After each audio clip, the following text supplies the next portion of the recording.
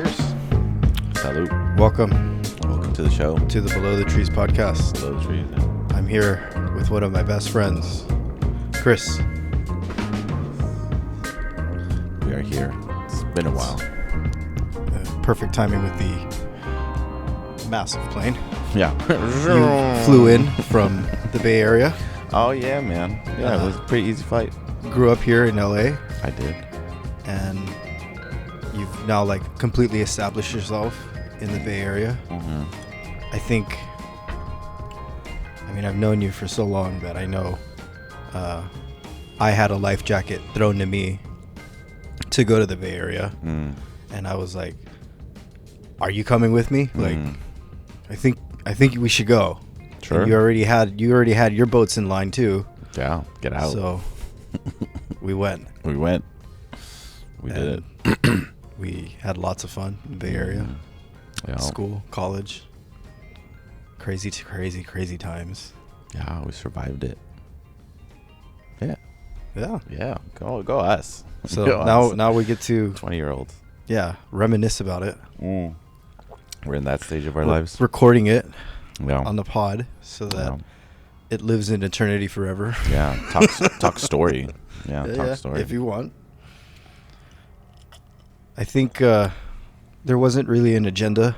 Usually there's an agenda with the podcast, Oh. but at least with this one, I just wanted to hang out, just Yeah. talk, Yeah. see where this kind of goes. And that's okay. I think that's where I'm at too. I was like, I agendized so much of my life that I'm like, it's kind of nice to not have to have an agenda, just to be.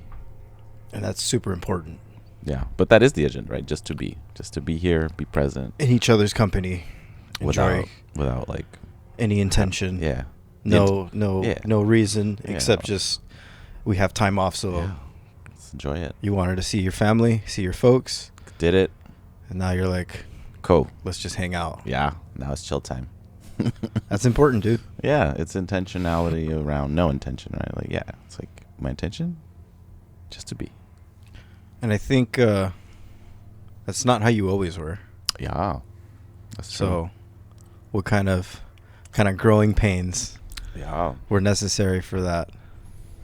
yeah, that was interesting talking to a homeboy yesterday. Mm-hmm. Professor Ron. Okay, cool. I wasn't sure what we're calling him. Professor Ron. Professor. Yeah. And then just hanging out with Frank. Well, too late to say the name. But we were just vibing, and we were just talking shop. And all of a sudden, and Frank asked the honest question because he's never met me before. Has he always been like this? and then the professor's like, no. And I'm like, yeah, what an interesting, like, yeah, they to someone that I haven't seen in 15 years to see me now in 15 years. Right. And like, there's always like a semblance of like, yeah, you stay true to who you are, and of course you change. But it's the decisions in these core moments Right. that kind of define who and where your trajectory is going to go, so long as you kind of have faith that it'll get there, or you have like the concerted effort of saying, this is what I'm going to do. These are steps, the checklists, the ways I'm going to get there. Yeah. Right? So clearly that wasn't the chosen path. What are you talking about? You lost me. You didn't go to the Bay Area with the agenda of saying, I'm going to go here, study, do this, and then move on to this and that. Mm-hmm. That wasn't in your cards. Oh, yeah. There was no vision. The vision was survive, Okay. get out, Okay. throw things against the wall, see what sticks, and then follow that. And that person Yeah. that then you grew into, Mm-hmm. right? If we're saying that this core is there, Yeah. you need to do this work, Mm-hmm. have these trials and tribulations Right. to become who you are. Yeah. And still doing it. But now it's just more in like what would be the words? I'm still figuring the self out, but I'm a lot more comfortable in the skin that I'm in, and maybe confident in the way that I can like navigate these waters now. Of like, all right, I think I'm ready. I think I'm ready to grow up now. I'm ready to figure myself out now. So when was that moment when you knew, okay, I have to grow up? Oh, I don't know, like 3 weeks ago.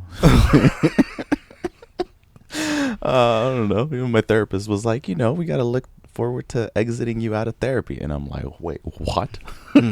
No. And the idea was not foreign to me. It was like another friend brought up. It was like, oh, you can graduate from therapy? Like, you do that? And then it brought up the real conversation around like, yeah, you don't want to be dependent on your therapist to like. It's not a blankie. It's not, it's to help you learn some skills, practice some skills.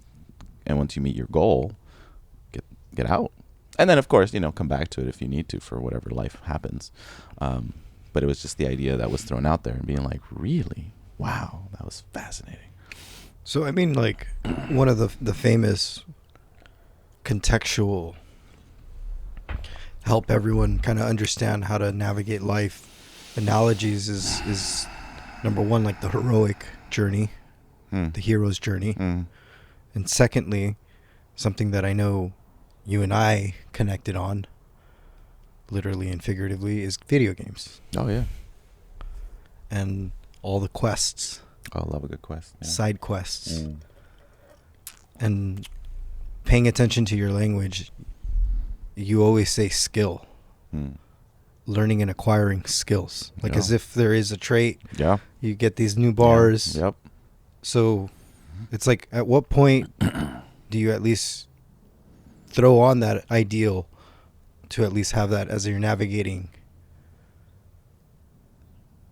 star to get you to who you are? Because it's been an evolution. If we're saying that for the people who don't know you, in high school you were you didn't like going to school, you really liked staying with your own friends, and that group was small. You've always loved humor. Oh, yeah. So you knew how to pick fun of and make jokes at and be the prankster, the jokester, the comedian, but not the loud, entertaining one, the quiet, in the shadows. Storyteller. I wasn't a storyteller yet. Right. But that's not the person that you now do. I mean, you're out in public. You're always talking. Yeah. You're a leader. Yeah. You're literally like the head librarian in a sense, right? To do more and more research. I know you on a professional level love data. Yeah. Feels safe. This doesn't happen, right? Until I think all of these moving things come crashing and colliding together, and you yourself make the decision, I'm gonna do better. Yeah. I'm gonna be better. Yeah. Well, I think there's a word for that, right?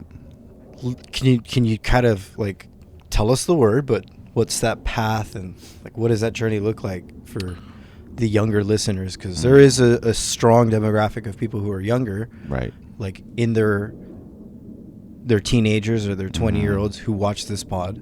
So if you're gonna help them, if you're gonna be spewing some advice from your own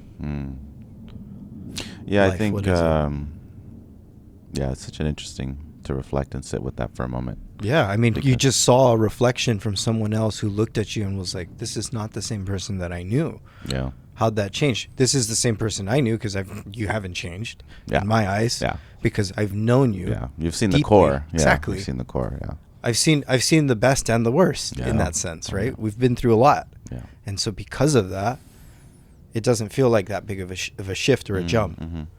But like, I know and when I take a step back, these are quantum fucking level jumps, right? That you've done. Yeah. And you're not getting at it yet. So. Getting at what?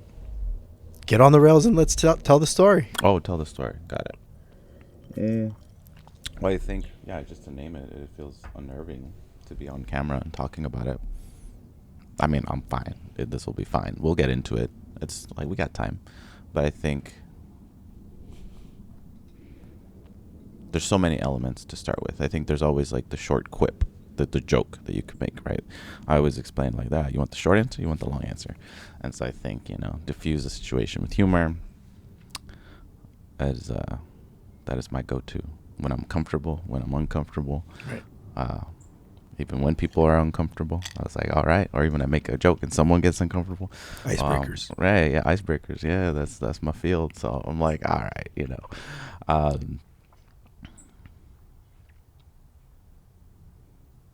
don't know. Gonna stay with it. I think the word that I've learned recently is, maybe there's two because I can't remember which one. I think there was like coherence. That was like a fancy academia word, and then like cohesion. Mhm. Or congruence. One of those words, that means connection. Of course. C. In academia. And it was when I went to this like training recently, and it reminded me of like, oh, I enjoy learning. Like maybe I didn't enjoy going to school per se. Or the concepts or how they were provided. Yeah, I think it was just more about like, I didn't see the purpose in that schooling, because there was no like purpose in my life at that time. So I was like, yo, if I'm not going to make it past a certain age, why go to school and like learn things that I'll never apply or practice? Why go to college when I'll never make it there? Like I had nothing to live for. I had nothing to live for. I had nothing to look forward to at the time. That was the mindset. So yeah, all I want to do is just stay at home and play video games. Like what can I control? I can control this video game. I am God. I can build empires. I can, go into battle, or I can be the own hero in my story in a video game. So like to me, that was it. Why go to school? Why read? Why do anything? And then when I got a taste for like learning, in college, that was like the first lesson when, I was one of those kids I could skate by. I knew how to talk. I knew how to talk to people. I knew how to talk to the teachers. I respected my adults. And they, got the whole, you're very mature for your age. And I'm like, thank you. It's the trauma. I knew that, but I didn't know how to verbalize that. People just praised me like, oh, you're so well spoken and you know how to talk to people and very responsible young man. I'm like, I'm really not, but like, if you think so, then I must be doing this well. So I'm going to keep doing it. And then, I did my courses, did the minimum, and I was fine. I mean, I got on the honors rolls or whatever, the principals and all that. And I think there was a fun moment in that depression era where I was like, you know what? I don't care for any of this. But I wanted to like prove that there was like no purpose. And I took it on as a challenge. I was like, you know how easy it is to get an A? Like, you know how easy it is to get a GPA like this? Like, it is not that hard. All you got to do is show up. Like, show up, do some work, be nice to people. Like, that was school, high school. Because there were moments where I was like 3 GPA and 3.5. But then I was like, I could do that 4.0. It's not that hard. And then I did it in one semester. I was like, oh, cool. I think it was like junior year or senior year. I don't know. I decided like, what if I turned it on? You did. And I was like, let's go. And I turned it on and I did it. And it was like, huh, cool. Looked around who was in the role with me and I was like, all right, cool. And then that's when I kind of, took a step back and I'm like, why did I do it? Again, I still didn't see a purpose. We got a nice little pizza party, or we got like a field trip, or got some popsicles. I don't know, whatever. Get out early to go do testing. Yeah, whatever they gave us, I don't know. But it was just, I think I kind of laughed at the absurdity of it, of like, oh, see how easy that was?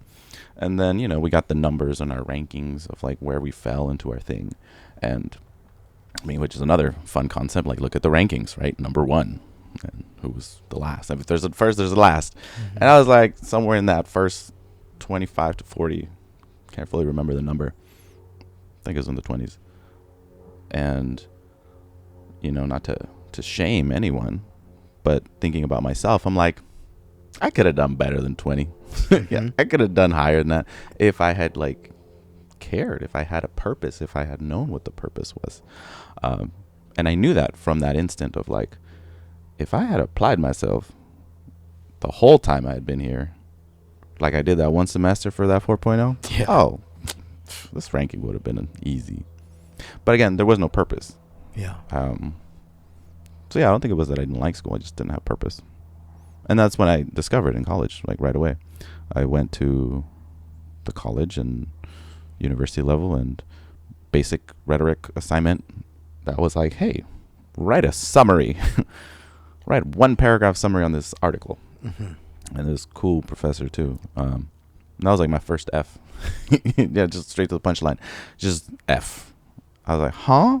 But I was always a good student. Sure. I was always one of those kids that could get by. It wasn't a behavior problem, which is great for brown kids like me. It was like, you're not a behavior problem? You must be a great student. I knew how to do basic reading. I knew how to get an A in high school. But at the college level, my rhetoric was not to where it needed to be. And I was like, I don't know what a summary is. And I was like, wow. And then, to hear colleagues at the time to be able to speak in the way they spoke, people across differences, right? They just spoke better than me. They wrote better than me. They understood better than me. And I went to my professor and I was like, I don't know how to write a summary. Can you teach me? Yeah. And that's when I got a little bit of a sense of purpose of sure. I enjoyed the drive of it's a wake up. Yeah, all right, here we go. I don't know how to do this, but you do, and I see myself in you, and you see me, and yeah, I stuck by him. I took as many of his classes as I could, and I went to every office hours to hey, read my paper, dissect it, read all over it. He's a cool dude from LA too. And he came to his office hours every chance I could, got to the point where he was like really again? Why? I just checked it yesterday. Why you back? I'm like, I just want you to check. I just want to learn from you. What is that thing that could make this a bit better? Right. So I enjoyed my time with him. And then it got to the point where I didn't get a chance to take his class, his final rhetoric, which I was really sad about. Ended up getting the head of the BLA department or whatever. And that was a tough class, but it was fine because I had been prepared, right? Now I was ready. Now I knew how to write a paper. Now I knew how to write an introduction, hook people in,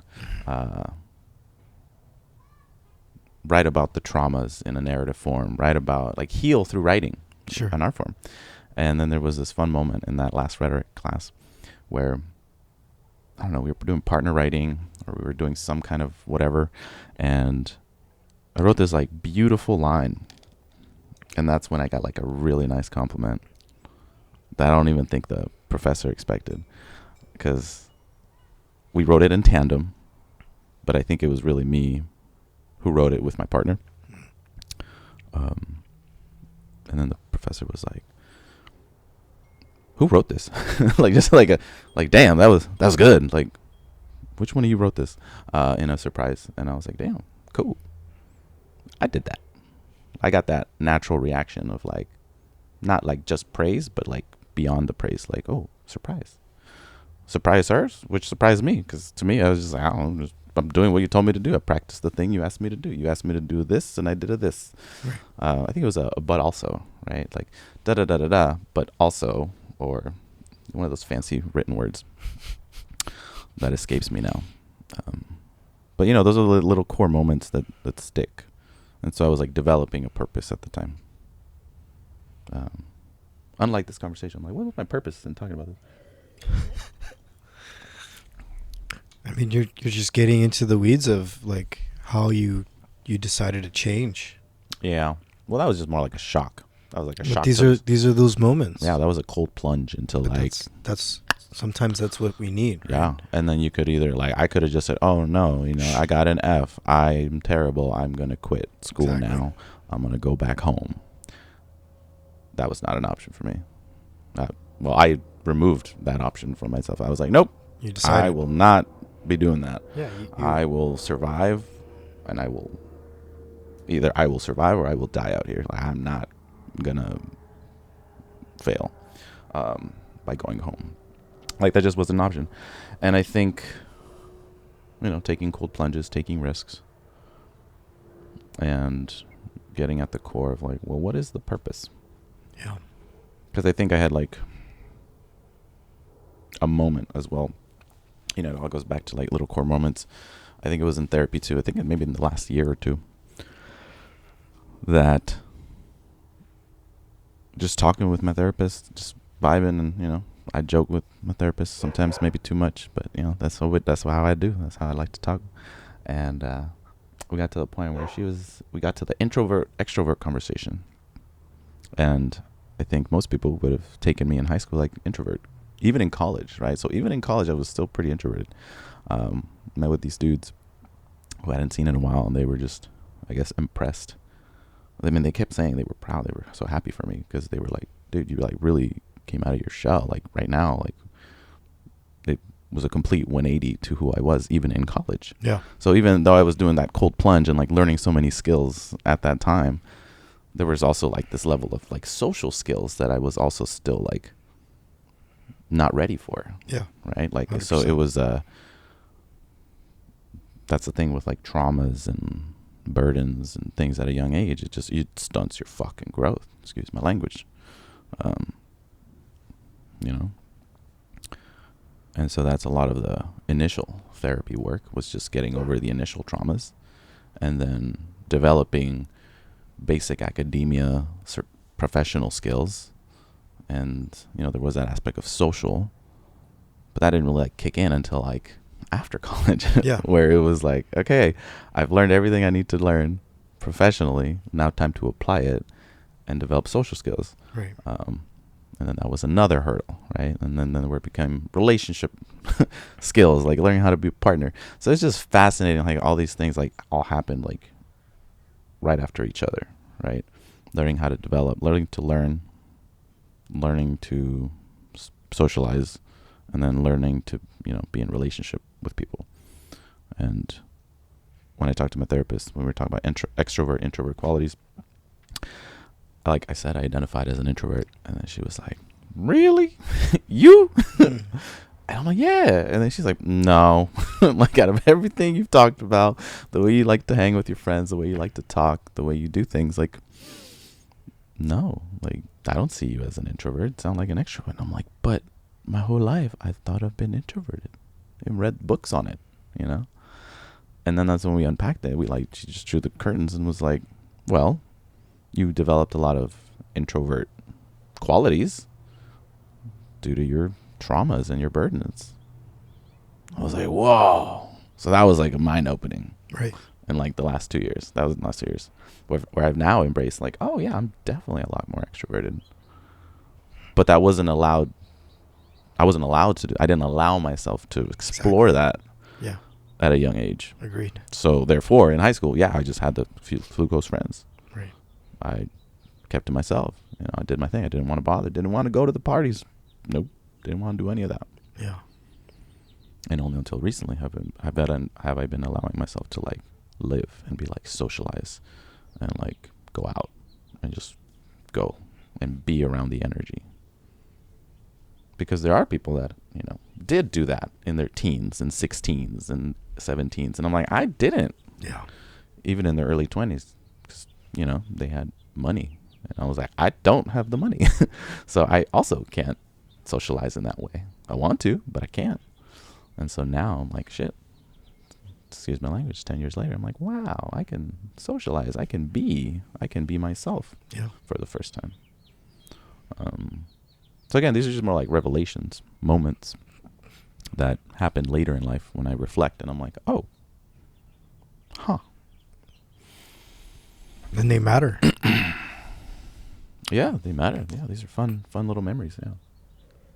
And reflecting on it, because, yeah, we need to look at it. Yeah, like dissect it, right? Like as you said, like paying it forward. Like how do we present this to people in a way that they can understand, and how can we pay it forward to people that look like us, that are like us, whether there are cross differences or not, and be like, you can do it too. Mm-hmm. But to your question, right? Like, how do we do that? Right. How do we do that? Well, there's many avenues we can take. I think the one avenue I can take, it's a more positive one, is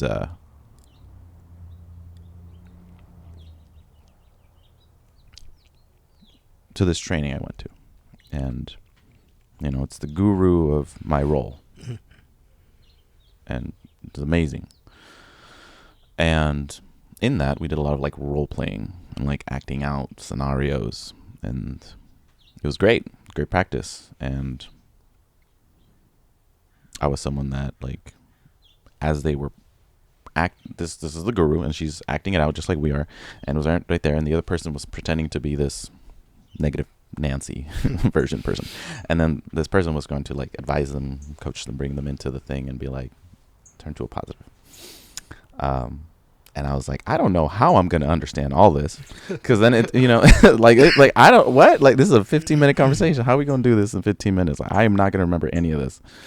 And then looking around the room, right, there was like all this experience, right? You had all these educators and leaders and business across jobs and departments, and I was like, it was a room stacked with people from all over parts of the country that had just come into town to Berkeley for this conference.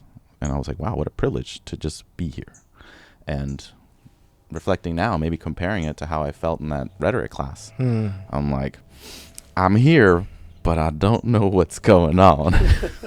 I know what's about to happen, but I don't know like how to like navigate it. Yeah. Like, everyone's just going to sit there and watch and probably like absorb it and understand it in a way that I will not. And so Maybe.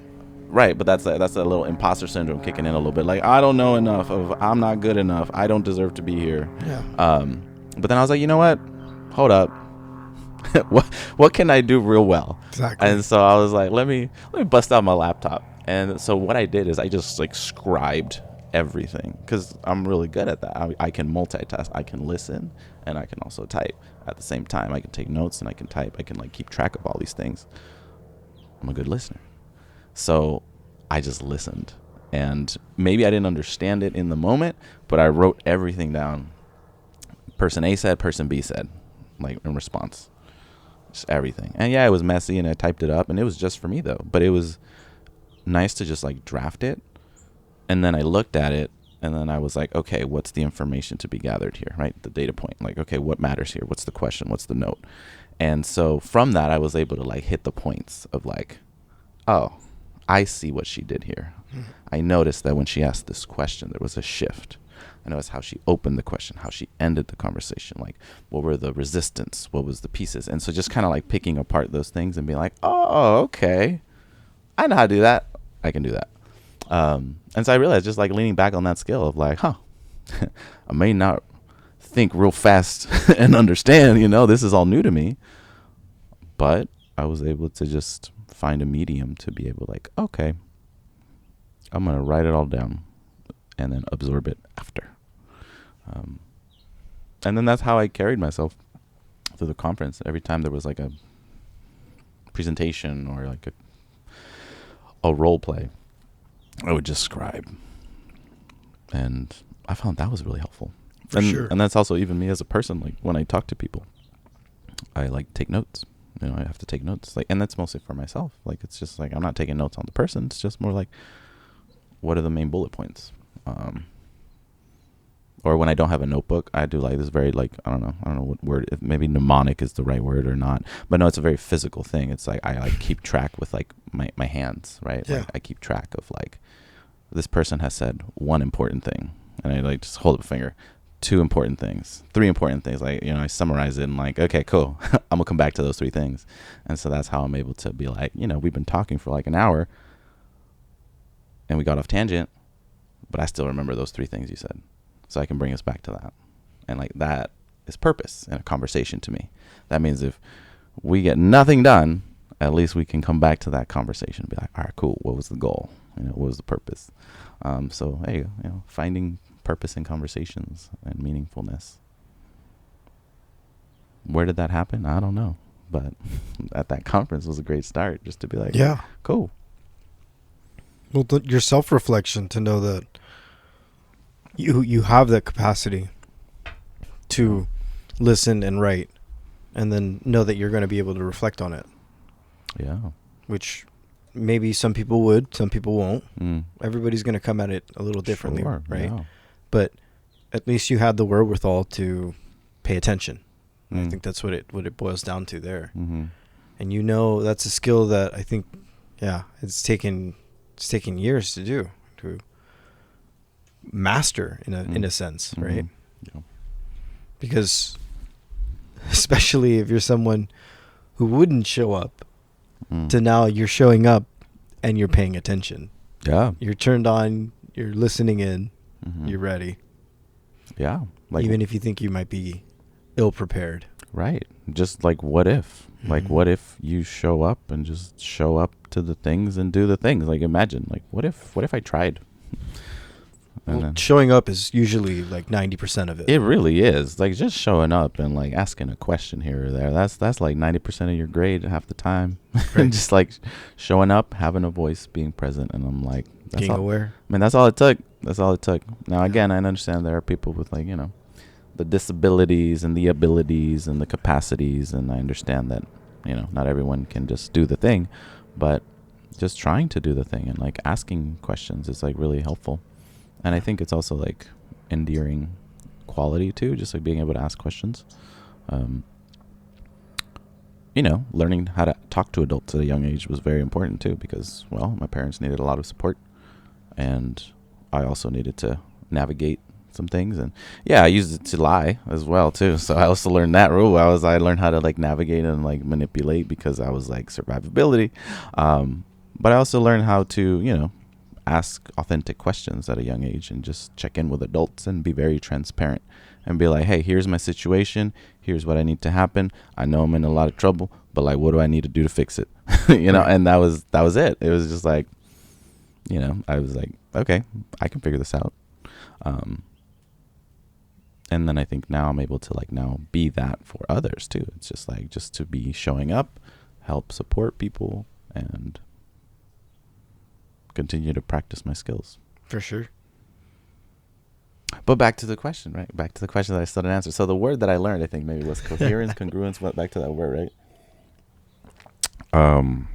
In this whole conference, learning that I have all these skills, and we all do, right? We all have skills and learnings and intelligences, because nothing this person said was new. Minus this one word that I can't remember. But what I learned was like using these skills in tandem, cohesively. Like, what if we used all these skills together? Because I had them independently, right? Again, back to the things I'm good at, right? Like I know how to take notes real well. I know how to talk to people. I know how to use humor. I know how to connect. I'm able to be vulnerable and to reflect. Cool. So like, what if we used all those skills at the same time? Yeah. Cohesively, right? Is that the word? Maybe. And like, what if? And that's what this training at least allowed me to see. Sure. To see someone, to see all of us, like practice using all these skills together. Wow. How effective that would be in the purpose that you want. And the purpose is, for learning and reflecting. So I was like, okay. Like, that's me. I've definitely been reflecting since I left home. So I think that's what it allowed me to do, like using all my skills in an effective way, all in one moment. And then that to me was like powerful, of like, whoa. And I think that's what allowed me to start the conversation of like, cool, I'm ready to grow up. I'm ready to slow down and not need to go fast, just to be like, okay, I'm going to show up. I'm going to be present. And that's what's allowed me to be here this week. And that's probably why I felt so uneasy. Because it was like, I don't know what to expect. Right. I don't have an agenda. My intention was just to be. Yeah, no, for sure. To be here for a few hours. Spend time with family. Yeah. If I can go out, great. Go out, have a meal with some friends, see you, hang out with your pops, and that's it. But there was so much uncomfortability in that because it's going back home. But then again, just practicing those skills. I'm like, all right, cool. Just slow down. Just be there. Show up. See what happens. And that's it. Like, I didn't burn up. Lightning didn't strike. I'm not dead. Like, it's fine. I survived a conversation. That's all it is, right? Just surviving conversations. And then like turning them. So I think that's what I learned at this conference. Just like, cool. And having love.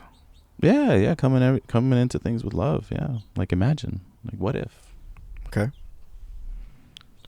What would be your advice then for someone who might find themselves in a similar situation where there is trauma at home and it is the holiday season and some people don't talk to family because of issues, traumas, drama?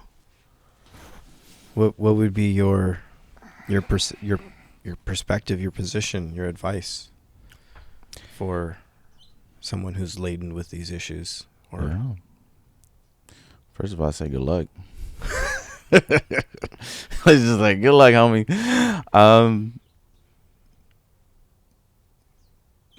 It's a good question. I'll come back to it in like 15 minutes. Okay, that's fair. Because I think there's another piece to the other question you asked that I want to get to, right? There was a All positive. right. There was a positive, right? There was my positive, like, yeah, congruence. Look at the camera. Like use all your skills effectively. Imagine. That's very positive framing, right? Yeah. But then to the other piece of like, how did I acquire these skills, right? And, truthfully, and this one you can Unpack it and be like selfish, right?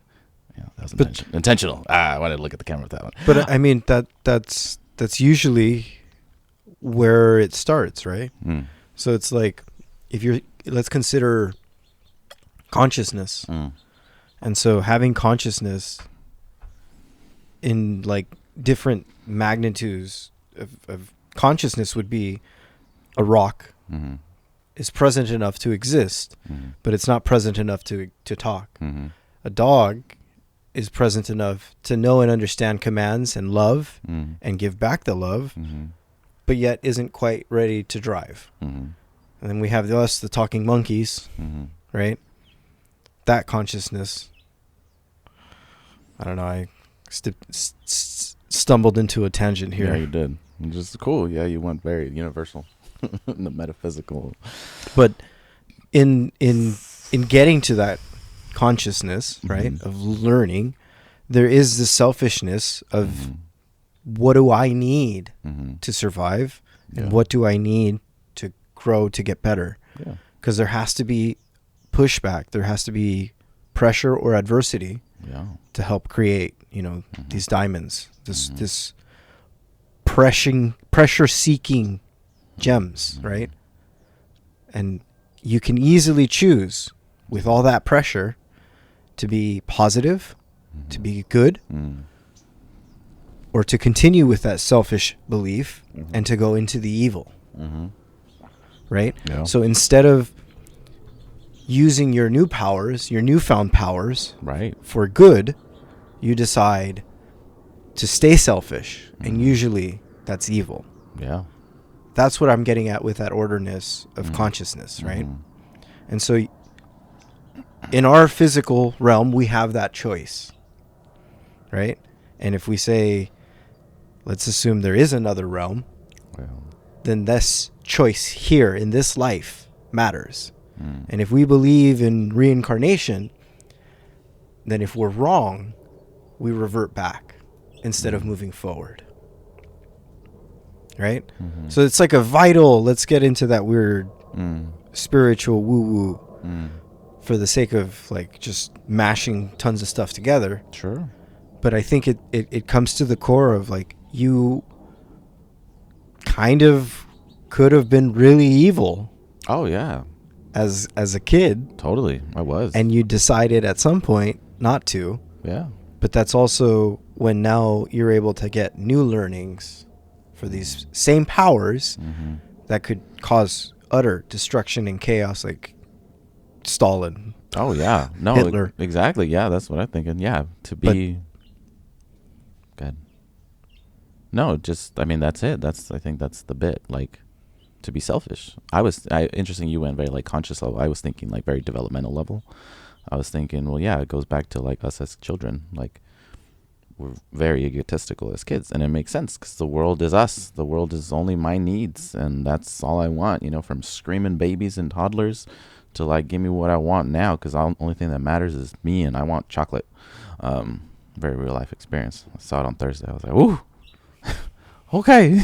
Chocolate at 10 o'clock? Try telling a child no chocolate at 10 p.m. at night. It was just screaming. And I'm like, yo, okay. Right cool. after Halloween. No, this was Thursday. That's why. So like Halloween wasn't that long ago. It was like, oh, I guess. Yeah, exactly. So Kid knows there's tons of chocolate in the house, and they know exactly where. So I was like, oh. But But I mean, yeah, to be very egotistical, right? And that's why, you know, even students developmentally, like they struggle, children struggle with conflict, and there's different ways to have conflict. So yeah, intrinsically selfish. It's like, yeah, me and mine, and what about my feelings? And so when you throw in like all the traumas and everything, then that like even delays more development. So it makes sense that as a growing adult, yeah, I didn't know how to have conflicts. I didn't know how to develop skills around conflict and have the capacity to entertain it. I was like, my instinct was run away, run away, or no conflict, or, you know, do the unequivocal, like, all right, well, I'm done now. The volcano has erupted. I'm done with this conflict. No more conflict ever again. Yeah. Cut off from life. And so I went with that route of like selfishness, you know, and like, how does it develop? But to the question, it's more of around like, be selfish. Sure. Like, just be selfish, be about yourself, and acquire the things you don't know. Like, learn as much as you can, you know? And I think about that in terms of like the trauma lens, like of like, imagine me, as smart as I was to survive what I went through and how to navigate it.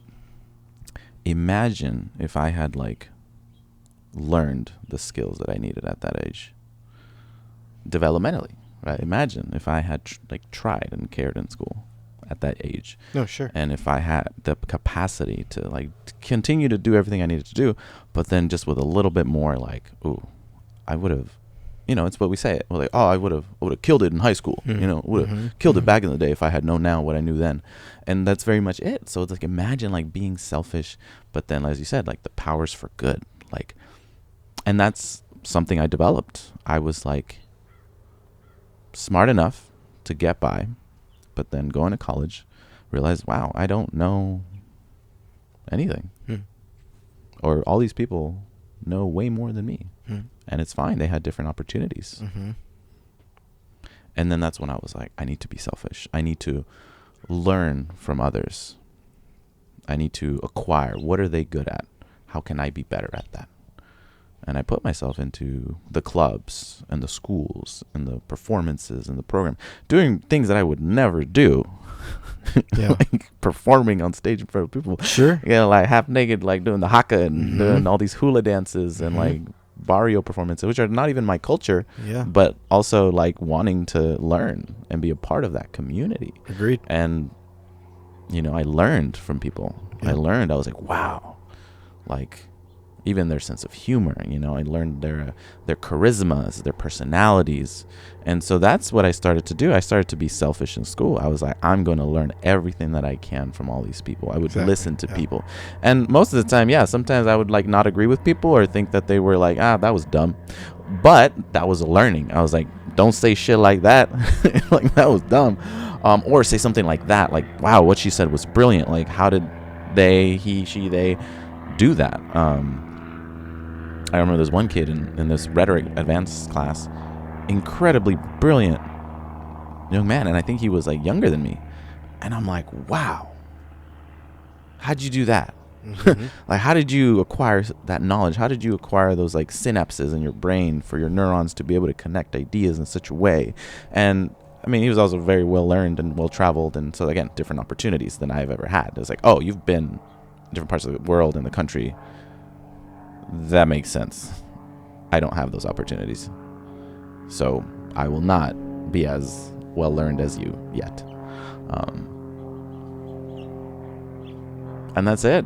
And then, you know, just learning the other aspects of being selfish, and then, you know, thinking about who were my adults, who were my mentors. You know, I'm like, you know, from my father, I learned like a lot of like charisma. Like I reflect back on how he talks to people and how he connects with people, and I'm like, he's a very charismatic guy. Yeah.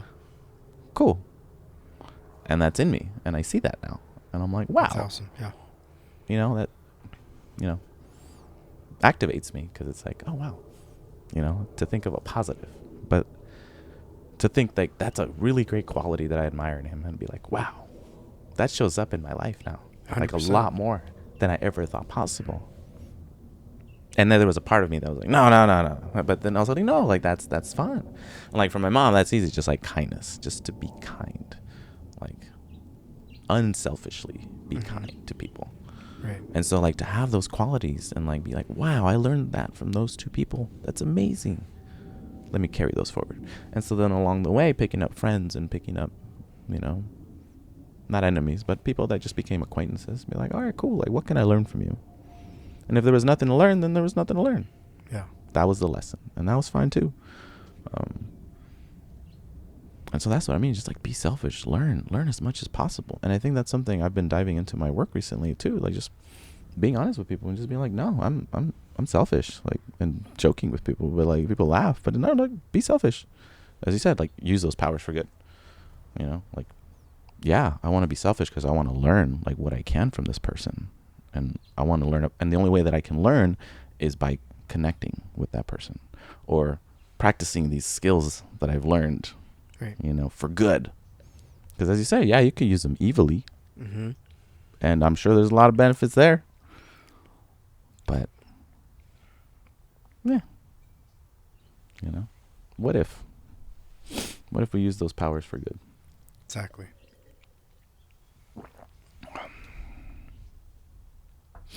So, yeah, good luck to those kids with trauma. you have the world against you already. That was the other question, right? Like, what advice would you give? Well, good luck. I think an easy entry point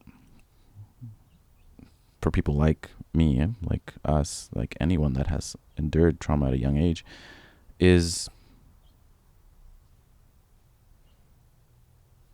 you can wallow in it, which is, I've done it. It's very normal to do. It's a choice. Yeah. Wallow in it. Yeah, it's very hard. Very hard, especially when you feel alone and you feel the world is against you, and you have nothing and no one can understand you, and that's fine. Valid, fine. But I think, and again, maybe this is a selfish piece. Like, the world is against you in terms of like numbers, right? Statistics, right? So back to the numbers, right? Like statistically, kids with trauma are going to go on to produce more trauma because that is the pattern. That is statistically, just as there's a percentage of people like me that will go to college, people that will not go to college, people that will drop out of college or drop out of high school even, right? So, knowing those numbers, or not knowing them, but vaguely understanding this, I realized like, oh, I'm a statistic. Either way, I'm a statistic. No matter how the world looks at me, I'm going to be a statistic that represents my culture well, or a statistic that represents my culture negatively. Yeah. And so as a brown man, I was like, okay, if I go to high school, I'm going to be part of those statistics of brown kids that went to high school. Yeah. Now, I could drop out. There was a moment where I was like, yeah, maybe I'll just drop out and get my GED. But then I was like, oh, I'm going to be one of those statistics of high school brown kid from LA that just dropped out of high school, got his GED. And nothing wrong with that. If that is your path, go do it. But the world doesn't look at that in a nice way. I don't see anything bad with it, but the world may not look kindly upon it. And so that was a nice entry point for me to be like, okay, cool. Do you want to be a positive statistic or a negative statistic? That's just very logical. You want this or that, the blue pill or the red pill, like what you want to do. Positive, negative. And so if you want to be, riddled with trauma and wallow in it, okay. Statistics say that is what you are bound to do, and you can live that life and be fine. Move to Oregon. Be validated.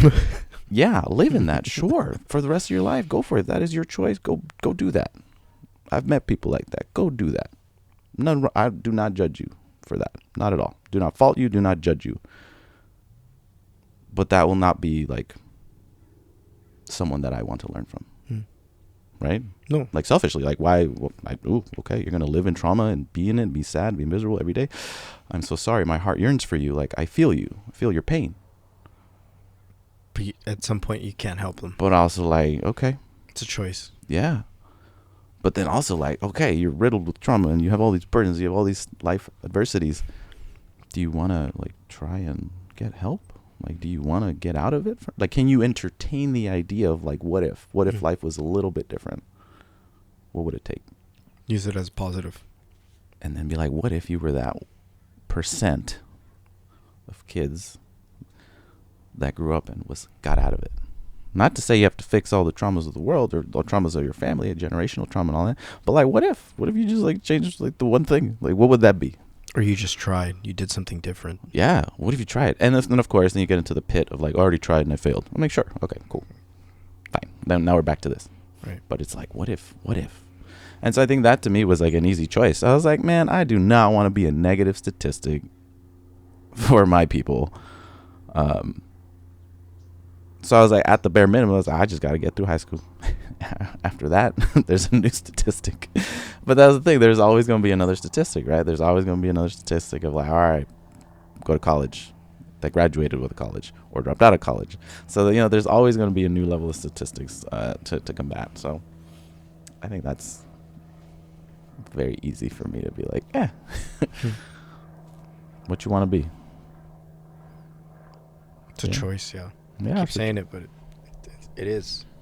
It's a choice. It's a hard choice. Yeah. But sometimes you have to hit your head over it many, many times. Sure. Going either way, negative or positive. Yeah. I mean, poor babies. Hard. Yeah, poor babies. Poor babies suffering and like stuck in it. Yeah. That sucks. Because then those poor babies become adults. And then they're still poor babies. It's just now that we're adult babies. And we're still wallowing in that sadness and guilt. And it's hard to shift to the positive at that point. Still possible, but... So yeah, that's the advice. Very logical. It's one or two. There is no three. A or B. Pick it. A or B. Which is, and I'm sure there is more paths. There are. But, that advice comes from someone that's what I thought at the time. Of, like, that's how I was able to, like, give myself a chance. Get through it, yeah. And be like, okay, well, if I stay here, I'm going to stay in it. Mm-hmm. If I leave, then at least that's like... There's a little bit of hope. There's a chance. Maybe it's not hope. Maybe it's just like some different, like the unknown, right? The unknown. The unknown. And normally that's scary the for people. The opportunity. That's scary for people. Yeah, the opportunity. Like, this is an opportunity. Like, be it good or be it bad. Yeah, if I want to go be, a terrible, evil person, at least it won't be here. And then I went. And then I realized, I'm actually not an evil, That's terrible not who I am. person. Yeah. Like, I was like, wow, I can actually be myself around people. What?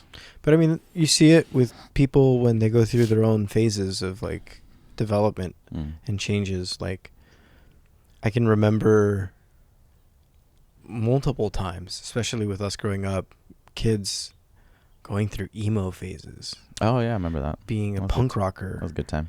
Or becoming a rap like listener. And like you change everything about who you are.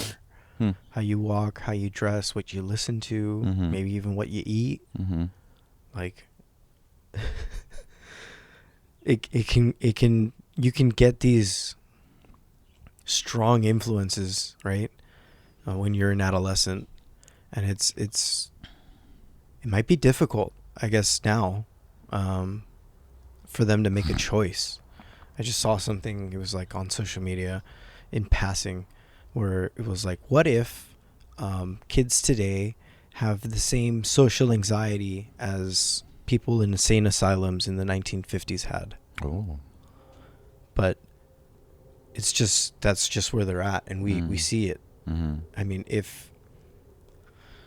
when I'm coaching these kids in high school who, unfortunately, for those who've been following the pod, it looks as if the team is no longer because the kids quit. Oh. some of the same kids in other sports like cross country also quit. So it's not just our kids. Yeah. It looks like it seems to be all of the kids at this school, if we're just isolating it here, where they're in a competitive thing. There's things expected of them. They have practices. There's obligations, responsibilities, and they say, I'm out. I don't want to do it. I'm out. I quit. Right? Yeah. And as I've mentioned before, these are kids who, I mean, we're in the hood. We're in the neighborhood. And so these boys, because it's baseball, no offense, they're saying, I'm hard for not showing up. I'm being a man by quitting. Where it's the exact opposite, bro. Like, you're going to get your learnings by going through these adversities of learning a tough sport. Yeah. Being with all these other dudes who you now realize that guy's a quitter. This guy doesn't care. This guy has a lot of effort. This one can hustle. This one's not very intelligent, but somehow has the heart. And you can just see it and how everybody is trying to step up. But then if, let's say, 30% of them say, waving a white flag and I'm done, it's over. Yeah. And everybody's dreams are crushed, including the coaches. Yeah. And there's a sadness, right? That's a sense of loss, too. Like, Right. It's like, wow. That's sad. Yeah. Like grieving it. Like, you have it. You have the opportunity. Yeah. And you don't want to use it. Right. You want to squander it. Yeah. And so imagine when they're in our shoes and they're in their early 30s and they're saying, oh, if I had known in baseball that these coaches were really good and they had all this knowledge and experience and like we could have done something, but we quit. That's where they're at. Yeah. How do you think you can change that line of thinking if these are the kids that I'm telling you about? This is just for them. Just for them. And I know none of them watch this. Sure. Or at least I assume. Yeah. Well, I mean, I think it's like understanding, right? I think that's the SEL approach, the social emotional learning. Just trying to understand them. And from what I know about sports, as someone that never did team sports, I did individual sports, which is my thing. But you played esports. I do love me some video games, but that's a different world. It's esports. No, it's a sport. To me, it's a sport. It is. Oh, it totally is. It's definitely a sport. As someone who plays sports, multiple sports, that is a at sport. a pretty high level, video games at a very competitive. Learning how to communicate and team speak and all those chats, Discord, hand-eye coordination, your finger dexterity. Oh yeah, no, I'm real good at that. So, yeah, no, definitely a game, a team sport, but not like a one where I got a coach in. Right, this is one just learn. You can trial. Well, nowadays I'm talking about myself, like trial by fire. I just played games to play games and learn how to be really good at stuff. Sure. Because I had no job. Right. But to these kids, I imagine that having coaches, right, not knowing you or the other coach, I wonder what level of there's like 4 words I'm thinking of, but I can only remember 2. So I'm going to use the 2. Skills and capacity, right? I think about you as a coach, what I hear you saying. And I'm like, okay, you grew up from like probably a very regimented and like disciplined work ethic. And you still carry that to yourself. Like you have very much like things that you will not like acquiesce on. You will not be flexible on. Well, that's cool. That's you, right? You're like, I'm going to get this shit done. Excuse my language. That's your learned experience, right? And so very much a part of you coaches in that way, I'm sure. Like you do the drill because you do the drill and that's why you do the drill. You don't question it. Do 10 more drills because now you question me, something like that. I imagine that's a style of coaching that you have. Not for me. Okay. I don't know, but I do imagine that how you learned as a baseball player, that you could also coach in that way, or it impacts you. That's what I'm saying. I think it influences you, and so then that has an impact on this generation of kiddos. And I'm thinking about this specific group of kids that I'm like, okay, something about that rubbed them the wrong way, to the point where They have some skill. Cool. But probably pushed them to the point of like capacity. That was like, I can't. Or I'm done. Or I'm making the choice to be done. And that's sad. And I don't think, I'm not trying to blame or judge anyone. Right? Because you can go nurture, you can go nature, you can go, not trying to blame the coaches either. But I'm also thinking like, yeah, but I wonder what that point was for them. Of where they were like, I'm done. Because I get that. There's moments where I've been done. Or, went to one baseball try and was like, I'm good. I'm not great at this right away. I don't want to do it. That was me. But, yeah, I think that's my first question. Like, what was that point? What pushed these kids to, if anything, make a team decision, right? Because it was a group of them. They probably have been sitting on this for a while. They've probably been feeling this for a while. And so it wasn't even the decision to let's quit or I'm going to quit. You quit too? Cool, let's quit together. It wasn't even that decision that was the pivotal moment. I'm sure this was probably like months ago where there was a spark of like, this shit sucks. Or I don't like the way the coach talked to me. Or I don't like that I had to do this. Or I don't like whatever feeling. And so then that probably started to create these feelings of animosity, maybe. What's that? There's a harder word, but I don't remember it. So I wonder what that was. What was that? What was that moment 6 months ago? That maybe not even coach related, right? Maybe not even baseball related, but it was something that probably pushed them past the point of like, no. And then started conversations around like, I don't want to do this. And then they started to connect with people that also didn't want to do this. And then culminated into this whole, like, we don't want to do this. And then justifying it, as you said, by, I'm showing I'm tough by not going. That's probably like an authority thing right there. And so, yeah, my heart goes out to them of like, man, I wish I could understand, like, why you would quit. Mm-hmm. And maybe even asking him. Curious, did you ask? No. I don't really have a proper way to communicate with them. Because I'm not on staff or so I'm an assistant coach. Yeah, no, of course. Yeah, you're a bit more far removed. Yeah, no, 100%. And so my role is to just be there and to help train them. And the only thing is we were playing in a Sunday league. And so maybe we were just taking away their Sundays. Right. But at the same time, if they really want to learn how to play, and play with confidence and play with experience, you only get that by playing more games. Yeah.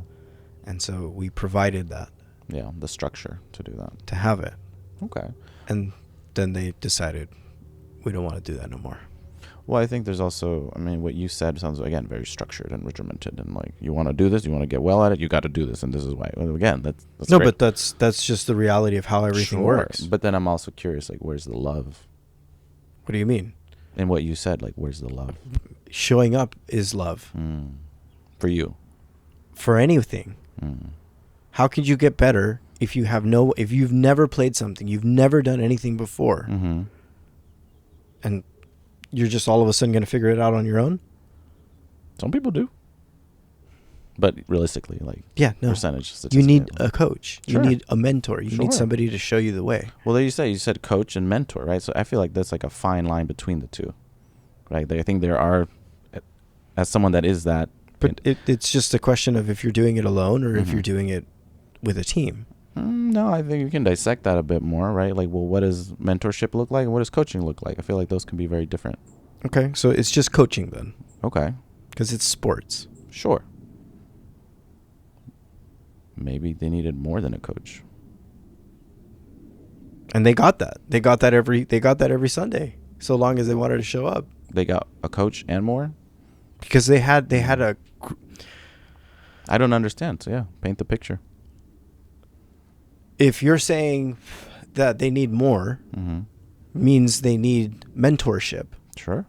And so who are your mentors? That's kind of a your choice when you're in high school, Mm. right? Yeah. Your brain's not fully developed until 25. Right. You can't get a car yet. Yeah. We know you're going to make a stupid, dickheaded decision. Mm-hmm. So you don't get that yet. Mm. But if you say, Mm-hmm. I want to learn how to do this, Mm-hmm. and you say, okay. And if we're going into the structure of it, the Mhm. structure of it is, okay, well, last season we didn't do as well as we thought we could have. And the reason was because we could notice as coaches, you guys look scared. Mm. You don't look comfortable. Mm. And how do you get comfortable playing this sport, which is very difficult? By playing more games. Right. And so what's the only thing available to you? Well, we found a Sunday league Mm. that you can play Mm-hmm. with other grown men, Mm. not high schoolers. Right. These are grown men. So you're now competing with grown men as high schoolers, right? Yeah. There's a lot of learning there Sure. because these grown men, Sure. they don't care about your feelings. Yeah. They're out there to win. They're out Yeah. there to play hard. Yeah. They're not here to play soft and sissy, Yeah. give you an opportunity to win. They're here to play. Yeah. So it's reality. Mm. It's nature versus nurture. Mm-hmm. And in this sport, it was a little too hot. Yeah. It took a lot of time, Mm-hmm. capacity Yeah. to get there. So clearly, they didn't want to play baseball. Mm. They didn't want to really learn how to get good at this game. Because you're not going to get it by just doing practices, because we saw what that gave us. The data Mm-hmm. is in the scoreboard. Mm-hmm. And so when the push came to shove, when the reality hit of the league, and it's like, you're not as good as you think you are, sir. Mm-hmm. You guys suck against other high schoolers. Mm. So how do we make you better? We give you more challenges. We give you more experience. Yeah. We put you through the ring. Yeah. And now you don't want to do it. You say, I quit because it got hard, because you realize that actual competition doesn't care about your feelings, doesn't care about how you think about it. You're just going to be challenged. Well, I think that's the message that was well, beat into them through the sport. And again, that's sports. Like, yeah, sports doesn't care about your feelings. It's just like, you lost. You could score. Yeah, look, you lost. You're gonna quit, or you want to keep playing. You want to get better. And so there is that like sense of like drive to get better. But they could easily take the trauma and say, we lost every single game. Sure, yeah, they could do that. Well, Some did, some didn't. And I mean, that's, as you said, right? Only 30% of the team wanted to quit. but those are the stars. Mm. Those are your backbone. And that's it. Yeah. Yeah, life got too hard. Baseball got too hard, and yeah, I think maybe not to speak or represent, but when I said maybe something more, maybe it wasn't more. Maybe it was just something different. Because something else that I'm thinking about now is like, again, just knowing sports. It's like, I think you did the best that you could with what you had. You found you found an available team to compete against. You found a league, which is what they needed. It just happened to be at a higher level than what they had ever experienced. So the word that comes to mind is like the zone of proximal development. You're familiar with that term? Mm-hmm. Cool. So that's what I think about like right away. It's like, woo-wee, you put me plays against some like, grown men. I'd be terrified. I'd be like, oh man, we're gonna learn today, and then we learned that we are not as good. The reality is it wasn't that difficult. Mm. It was all mental. Okay, sure. Yeah, And the psyche. they weren't ready, and they never became ready because they clearly said, I quit. Yeah. So I'm not going to show up to the challenge. Yeah, so how do you even build that? So maybe what they needed was something different, right? maybe that's what I'm trying to get. Like, what was that different thing that they could have received to support them staying in it, right? I think that's what I'm getting to. Again, I'm not as involved as you, so, you know, my heart is more like, oh, poor babies. But also, like, yeah, that's not the way life is going to treat you anyways. Like, so I can say that, like, oh, you poor babies, like, I'm so sorry, like, why did you quit? So I now really want to understand. let's extrapolate this. I did mention that these are kids from the hood. Mm-hmm. They quit. Yeah. What does that potentially look like as a future outcome as they grow up into adults? Yeah. I mean, I don't know the numbers, but I'm sure there's some numbers and statistics around quitting. And again, this is an opportunity where it's like, okay, are you going to be a statistic of kids that have quit your programs? Then you're most likely going to quit and other things and then justify it for whatever reason. And so then how do you get out of that? That's the trajectory. I mean, yeah, at some point, something's got to kick in, right? So, you know, whatever that's going to be.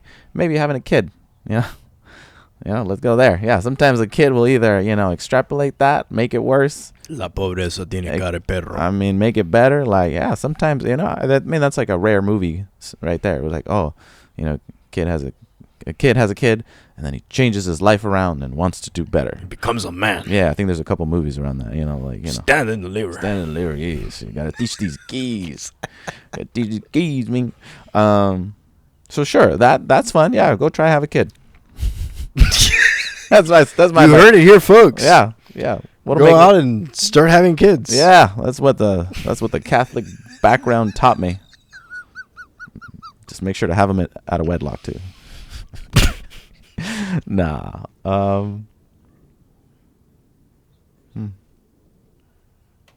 Yeah, how do we change that?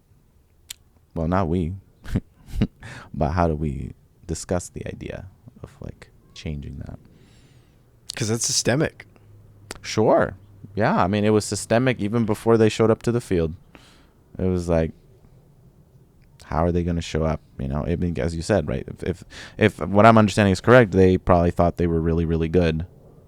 And then all of a sudden, turns out they were not. And they got a face check, reality check, which is like great. But I also think, you know, they got their whole lives to figure out that you ain't hot shit. But they may not have the chance to play the sport. And sure. They know now that the Sunday League exists. Mm-hmm. And the fear as a coach is you're going to stay there at that Sunday League for the rest of your life. And it's not to bag on it, but it is a culture of just like, it's Sunday. We're just going to hang out and shoot the shit. Yeah. Play ball a little bit. Maybe that's what they want. Drink beer and hang out with their families. And it's laid back. Mm-hmm. Right? But that's not how this game really is. Go to a college game and you see that these people this is an aggressive game. Oh, yeah. The numbers in it, right? The numbers, even the viewers, everyone's participating in baseball. Yeah. Slow game, though. Slow and then fast at the same time. Yeah. You got to find that thing they care about then. Maybe it's not baseball. Maybe it's another sport. Maybe it's another thing. But, like, find your thing. Keep trying the things. I mean, I think you did your best. You gave them an opportunity. You presented them with opportunities. Was the life check, reality check a bit rough for them? Probably, yeah. Okay. But, you know, it was what we had. So, like, you know, what are you going to do? You can't, not like there's another team or another league they could have done that was at their level. You know, life's not always going to do that. That would have been ideal, right? Like, oh, here's another league that's perfect for us, that's just like us, and then we can get better together. That would be ideal in a systemic way, right? They have matchmaking. I mean, in esports, super easy, right? Like, oh, you play 5 games, they put you in a ranking, you're a bronze. Right. And then you work your way up playing with other bronze people, right? And then that's naturally how you get better. But right now, they went from like a bronze versus like a platinum levels team. Well, in their realm. So, yeah. Just like that. Just like video games. Just like, yeah. But I think in a sport like baseball, I mean, you feel it more. right? Like in a video game, it's like, there you go. There's a result. You can't argue with that. In this one, you feel it more. Like when I get a low ranking in a video game, I don't get mad. Like I don't. But then there are moments where I'm like cursing, yelling at my screen for something that happened because I was not expecting that result. And then, my partner's like, oh, like, are you okay? Even the homeboy Kev back in the day would be like, dude, you all right? You're like screaming. We got neighbors. And I'm like, really? I was screaming? Like, yeah. I was like, wow, I didn't even notice because I got so invested in it. So I guess maybe me saying I don't get mad at the score. I don't get mad at the score. I get mad at how I play. I think that's what I'm at. I get mad at like the outcome of when I play and it doesn't turn out the way I expected it. And these kids don't. Yeah. To the point where it's like, who cares? I'm just gonna do something else. Yeah. I Well, quit. that's the culture. That's the systemic culture. Quit, do something else.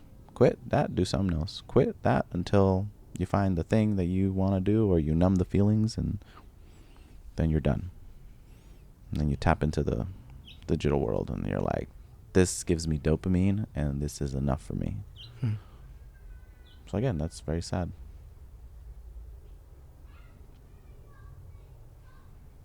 And then also, when you're ready to try again, we're here. Right? I think, open. Maybe not. Maybe not. Yeah. Maybe not. Maybe not. Oh, okay. Well, there you go. Maybe Good. not. Okay. That's also reality. Yeah. Opportunities are present, and we're there until We've already invested quite a bit of time, a lot of money. Yeah. I guess my own personal gripe would be I had a bunch of baseballs that I had used when I played baseball, and I made a little identifier so I know that they're mine. Okay. And I also put it in a place for like a drill. So there's a way for me to know these are my balls. Right? And I know I donated close to 60, 70 baseballs. Sure. Okay. Yes. They're all gone. Wow. Because I can identify my balls. Yeah. With my identifier. They're all gone. They took them. They stole them. Slowly. So, it's not that they didn't have resources or opportunities or things were given to them or it was on a red fucking carpet. Yeah. It's something far, far deeper. Yeah. I mean, yeah, take it. It's there. So, we're moving on to softball. Apparently, the girls in the hood have a lot more heart. And they don't have excuses. They show up. They're there. Well, yeah, that's its own systemic thing of like women must endure. I mean, I don't know. As a man, I can't speak to their experience, but I do know of like gender roles where boys, we get a pass on everything. Oh, you quit, poor baby. Are you okay? How are you feeling? Let mama rub your head, make you feel better. And then all of a sudden, like girls are like, no, you gotta. I mean, the message that I've seen from the women in my life and my mentors has always been, you need to be resilient, you need to take care of the house, you need to do this A, B, or C, even if that's like not their choice, like not even their choice. It's just like you are expected to do this. And even and it's like, I'm sorry, like that's rough to be expected to do so much. And this is a systemic thing, right? But yeah, I don't want to get lost in the weeds of the women's experience. That is not mine. That could be problematic if I get into that. But, just speaking as an observer, I'm just like, wow. The women in my life, my mentor, I can speak to them. The mentors in my life who are women, I've learned so much from them. And I see the adversity that they have gone through and have survived. And we're not even talking about childhood, just in general. Just like, damn, that's rough. Like, I have this, call it my auntie group of just like 3 older women who have just come into my life and through education, and now we just have like a quarterly happy birthday check-in like 3 times a year around our birthdays. And then sometimes one of us can't make it, but now it's become like, and they're like 70, 65, 60 something grandmas too, or just single aunties or no kid child free auntie. And I'm like, you know, and I go to that, and so that's mentorship, and that's where I learn about the, you know, the experience of some women, and then I'm like, wow, y'all went through that. Whew. So then I learn, you know, my trauma is not, you know, isolated. It is very common, and there are other people that also get over it. Yeah. And then to see other people get over it, you know, gives me hope, you know, and I get to see a future that I can like, wow, Yeah. cool. Like, I don't own a home yet. Cool. Thank you for validating me for not owning a home yet. Or for someone saying, hey, you haven't figured everything out. That's okay. You're 30. You're fine. Thank you for telling me. Like, even though, like, you know, into some level I shouldn't need that, but it is validating to hear someone that I respect, someone that has gone through adversity, to be able to say that. And there are cross differences. So yeah, when you say, you know, the softball team has a lot of heart, I'm like, yeah, they're expected to, like, from such a young age. And if anything, it's very empowering, but it's also, you know, problematic in other ways. So if anything, I absorb that too, you know, from my aunties. I've learned from them, and when they speak, I listen, and that's the time when they're just chatting about lives and experiences, and I'm just listening. Like, yeah. Sure, I share, but I'm definitely listening, because these are, like, you know, these are stories, these are moments where I'm like, listen for the nuggets, you know, listen for those truths of, like, how they have overcome that, or how they're dealing with things, and so again, that's me selfishly, right? Like, there's no question about it. You know, I'm not gonna go out and party with them, but we are gonna have, like, a nice burger, or like a nice drink and some wine, and just chat for a couple hours. And if all I can do is listen, I am grateful for that. Versus boys, what do we get away with murder, right? We get away with everything. We get away with, like, yeah, like you said, you want to do something? Quit. Do something else. Yeah.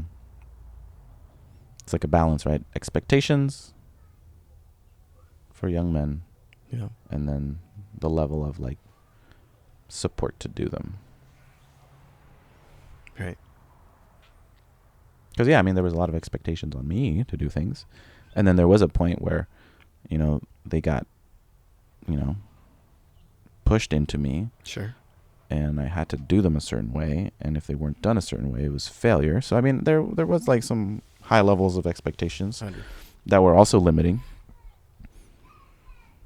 But then I was also, like, forgiven for a lot. So I don't know. It was an interesting balance as I reflect on my own experience. Like, yeah, how did I turn out? Because I think there was, like, an honest conversation with the family around, like, oh, it was too much too fast. And so as I hear this experience of these boys, I'm like, oh, maybe part of my brain went to maybe it was too much too fast. And sure, I could be right. But as we say, that these are opportunities. So. But it was always a choice. But it was always a choice. Yeah, especially baseball, right? It's a sport. You get to choose. We asked them. You get to choose. Yeah, it's something you choose. There's a league that we're going to be playing for, like, the next 12, 13 weeks every Sunday. Yeah. If you really want to get better, this is one easy way to do, and it's cheap compared to doing, like, a travel ball team or something else. So if this is something that you guys want to do, let us know. And what? How many weeks did they make it? Like 7. That's pretty good. Damn, they quit after 7. I mean, at that point, you just thought, hey guys, we have a party at the end of this. No, but, like, no, they just really after 7. That's impressive to quit at that level. Because I'm like, you're over half. Just finish it. Go out there and lose, like, 5 more times. Keep learning. Yeah, go out and lose 5 more times. Each time they're getting better. Yeah, and they don't see it. They don't see it. Yeah, and they're just like, screw it. Yeah, it's unfortunate. That's unfortunate too. I'm like, really? So then my next question would be like, oh man, how do we help them see it, right? So then maybe that's the next question of, like, and that's something you can take into your softball too. Not to say that you weren't doing it, but I'm curious, like, how did you validate, or how did you help them see their growth? They knew their growth. It's clear as day. I'm not trying to overshine my own experience to work with these kids, but I know that they got better. Sure, but, like, how do they know? They can see it. This is a sport where you'll see the difference. And they know what to do now. They know what they're doing wrong. And so that level of knowledge, knowing versus uncertainty of just like trying to, let's say, get a ground ball, and you don't know the footwork, you don't know where you're supposed to be, you don't know, what's next, versus, oh, I made a mistake, I know I should have, and they know the answer, right? So that's the level of knowledge that I know I gave them. So they know what they did wrong. There's no question of that. But now you just need to execute on it. Just take your time, slow down, relax, be easy. Let's just keep going over again. And it is that rote repetition, but that's this kind of game. You're not going to get it in one time. Sure. You are not. Don't care how smart you think you might be. Good luck. Yeah. Right? You can take the best athlete who can play basketball, play football, and tell them, go ahead, hit the baseball. And you'll laugh hysterically because it's a different coordination. Yeah. You're an athlete, but this is a whole nother level. Yeah. So they know what went wrong. They can see it. They have film. They have video. But yet they still make the decision not to continue. Wow. So it's not that the path is not clear or it's not known. Yeah. It's clear as day. There's my knowledge, other people's knowledge, videos, other coaches, other workshops, you name it. All the resources that you could expect. If I had those resources, right, I know I would have been a much better player. Sure. So everything that I didn't get, because I went to a school that didn't have a strong baseball program, that I was able to come in and help kind of move things around thanks to my godfather, right? Because I told him, hey, we got a problem here. And if we can fix it, we're going to be much better off. And that happened. They listened. We made changes. And 1 year after we graduate, we have like 3 players who end up going to the major leagues. Nice. I don't know if you knew that, but those are those moves that I know. I told my godfather, we need to get these new coaches. Yeah. Okay, who do we get? This guy, and this guy. You sure? Yeah. And the results are there. Yeah. I saw it. I knew it. So the same thing is true here. You're setting it the up. road is there. Yeah.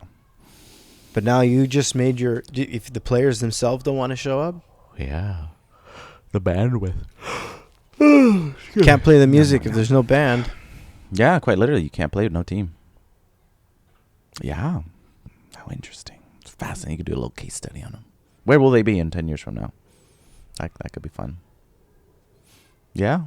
Yeah, because you're right. I think there is that, integral, I don't want to do nothing. I want to be a piece of shit. I mean, I have those days. I mean, today is one of those days for me. I was like, I'm going to do nothing. And that's okay. But that's me. The intentionality is like, I'm going to do nothing because I've been on so much. I could do too much. So now I'm like, I'm going to do nothing today. And that's okay. Because then tomorrow I got to be back on. And that's fine. So, yeah. But to constantly have a day where you do nothing, that's not fulfilling. But that's also very I don't know. Whatever's going on in their lives, man, I feel for them. I don't know what's going on in their lives to make them quit at the halfway point when, as you said, they can see the path, they have all these supports, and they just decide to quit. I'm like, I wonder what's happening in their lives to push them to that extent, because I only understand what you're saying, and I'm like, okay, sounds like you painted a pretty picture, like you had all the pretty supports in place. So like, what's the problem? It's not I don't have a ride or. Yeah, it's no that. It's just the choice. Yeah, I'm like, wow. We would drive them, pick them up, anything. I mean, didn't matter. Yeah. Wow. Yeah, I wonder. Yeah, that's why I asked that first question. Like, have you asked why? So I know you're the assistant, but I'm also curious. Like, I wonder if anyone else knows. Like, do y'all know why? But when I ask, he's saying this is systemic. This is not just isolated at this school. Sure. This is happening across everywhere. Yeah. I mean, people choosing to not do the thing, to quit, to just no. Well, I think, when as you were explaining the picture to me, I was thinking about myself and being like, well, if I were them, right? If that was me,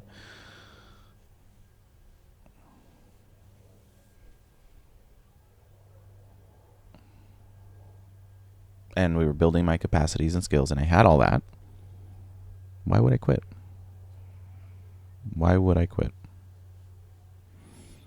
I think one reason I would quit is I would then learn almost too much, right? I would now have too much knowledge. As you said, if they know they're getting good, and if I knew I was getting good, and if I knew I was really strong, and I was getting better, but I'm going to choose to not, maybe it's because now I know that I'm good. Or you think you're good. Or I'm using your words. You said they know they're getting good. So, Yeah, I know. So I'm saying that. It's clear. So if I know I'm getting good, why would I quit? But it's only in practice. But I thought you said they saw You're themselves getting better.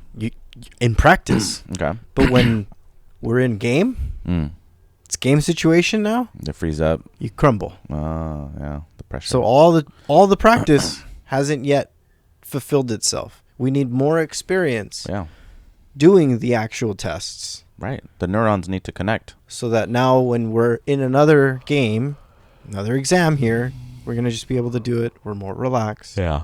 It's easier. But we did see it. We set up a scrimmage against another local high school. They've been playing a couple games against these grown men, and you could noticeably see how more confident they were, more relaxed they were. Cool. Because they've played more games. It's obvious. It's clear. Well, then I also think maybe what's the purpose? Like going back to myself, right? Like, What do you mean? What's I went the to purpose? school, but why? What was the purpose? I went to school because I was told to go to school. Cool. And it wasn't until I found purpose or established a purpose that I actually cared about school. At that point, I was in college. Or a little bit in high school and then college. So I'm wondering for these young men, I'm thinking, okay, I'm getting good. I know I'm getting better. But what's the purpose? What's the end goal? Because they're thinking of what you said, your other coach. This is systemic. Okay. So then what is the purpose of this game?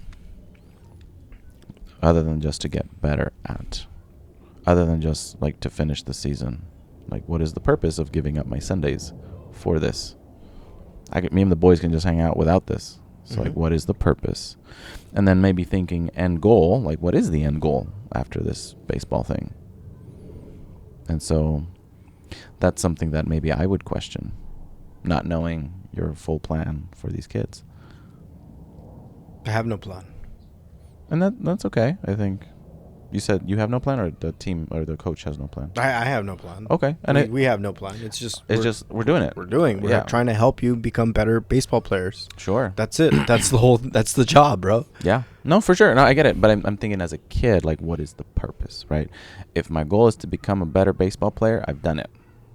Right? Okay, I did it. Thanks, coach. I've done it. I've become a better baseball player than I was when I started. And it took 7 games and a half to figure that. But then I think okay, well, what's the next step? What do I see myself being on a baseball high school team? Do I see myself, like you said, going to the major leagues? Do I see myself, what is the meaning? What is how did they, losing the words.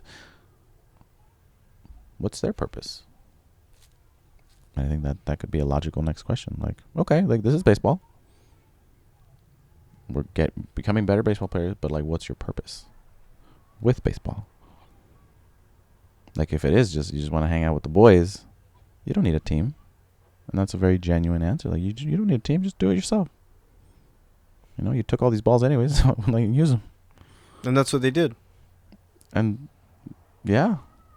And they think that they're doing good, but here comes nature. Mm-hmm. So now you guys don't have coaches. Yeah. Those are consequences, yeah. Natural consequences. And so I think maybe that's the connection. Helping them see purpose beyond the thing in front of them. And that can be your systemic thing. It doesn't answer anything, but that could be the start of it. Like, hey, this is baseball. We're here to help you get better, and we're going to challenge you, and here's the path. Mm-hmm. But then you all, as young men, need to find a purpose. You know, you need to be bought in, essentially, beyond just the, I'm going to get better. All right, cool. Like, I just want to play with my boys. Okay, cool. We'll help you do that. But we're going to help you in a way that's a lot more structured. And yes, that will deter people. But yeah, finding a way to buy them into anything. And this will be for anything and everything. Every game, every sport, every job, every life, like find your own meaning in it. Otherwise, they're just going to continue quitting everything that they do. Or, you know, just like, yeah, you're just doing the thing for the sake of the thing. So it's like, yeah, if I'm going to do baseball just for doing baseball, I'm like, that's not going to be fun. But if I find a purpose, like, I'm going to do baseball because, you know, I enjoy it. And I want to see myself playing on a team. Or maybe taking this to high school. Or maybe taking this elsewhere. You know? That's one way that I think you could tackle it. Or another avenue, I think, is like being transparent with like the skills that you're learning and like how you can transfer them to other capacities, right? Like a lot of discipline, right? I'm sure clean your clothes, right? Cleaning your clothes and taking care of your clothes. I mean, yeah, telling kids to clean their clothes is rough, but I think like how do their skills transfer to other aspects of their life can be really important. That can help them find a purpose too. Like, we're running these drills so that you have better stamina. Better stamina will help you do A, B, C, or D. You know, They know those. you know. I mean, that's. I'm just thinking of avenues that I would like connect. You know, like you clean your clothes. Like, why do we clean our clothes? Well, one, you know, it's what we have to do, but also doesn't it make you feel good? You know, to be clean and look profesh before you get down and dirty. You know, give you a different level of confidence. I mean, that's all I know about baseball. Or like, I don't know, like, it doesn't feel good to like hit something real well and real far. You know, let's out that aggression, that anger. Like, what are you angry at? And, I don't know. I'm just thinking of like fun ways to like connect of like the baseball stuff to lives. Mm-hmm. Yeah.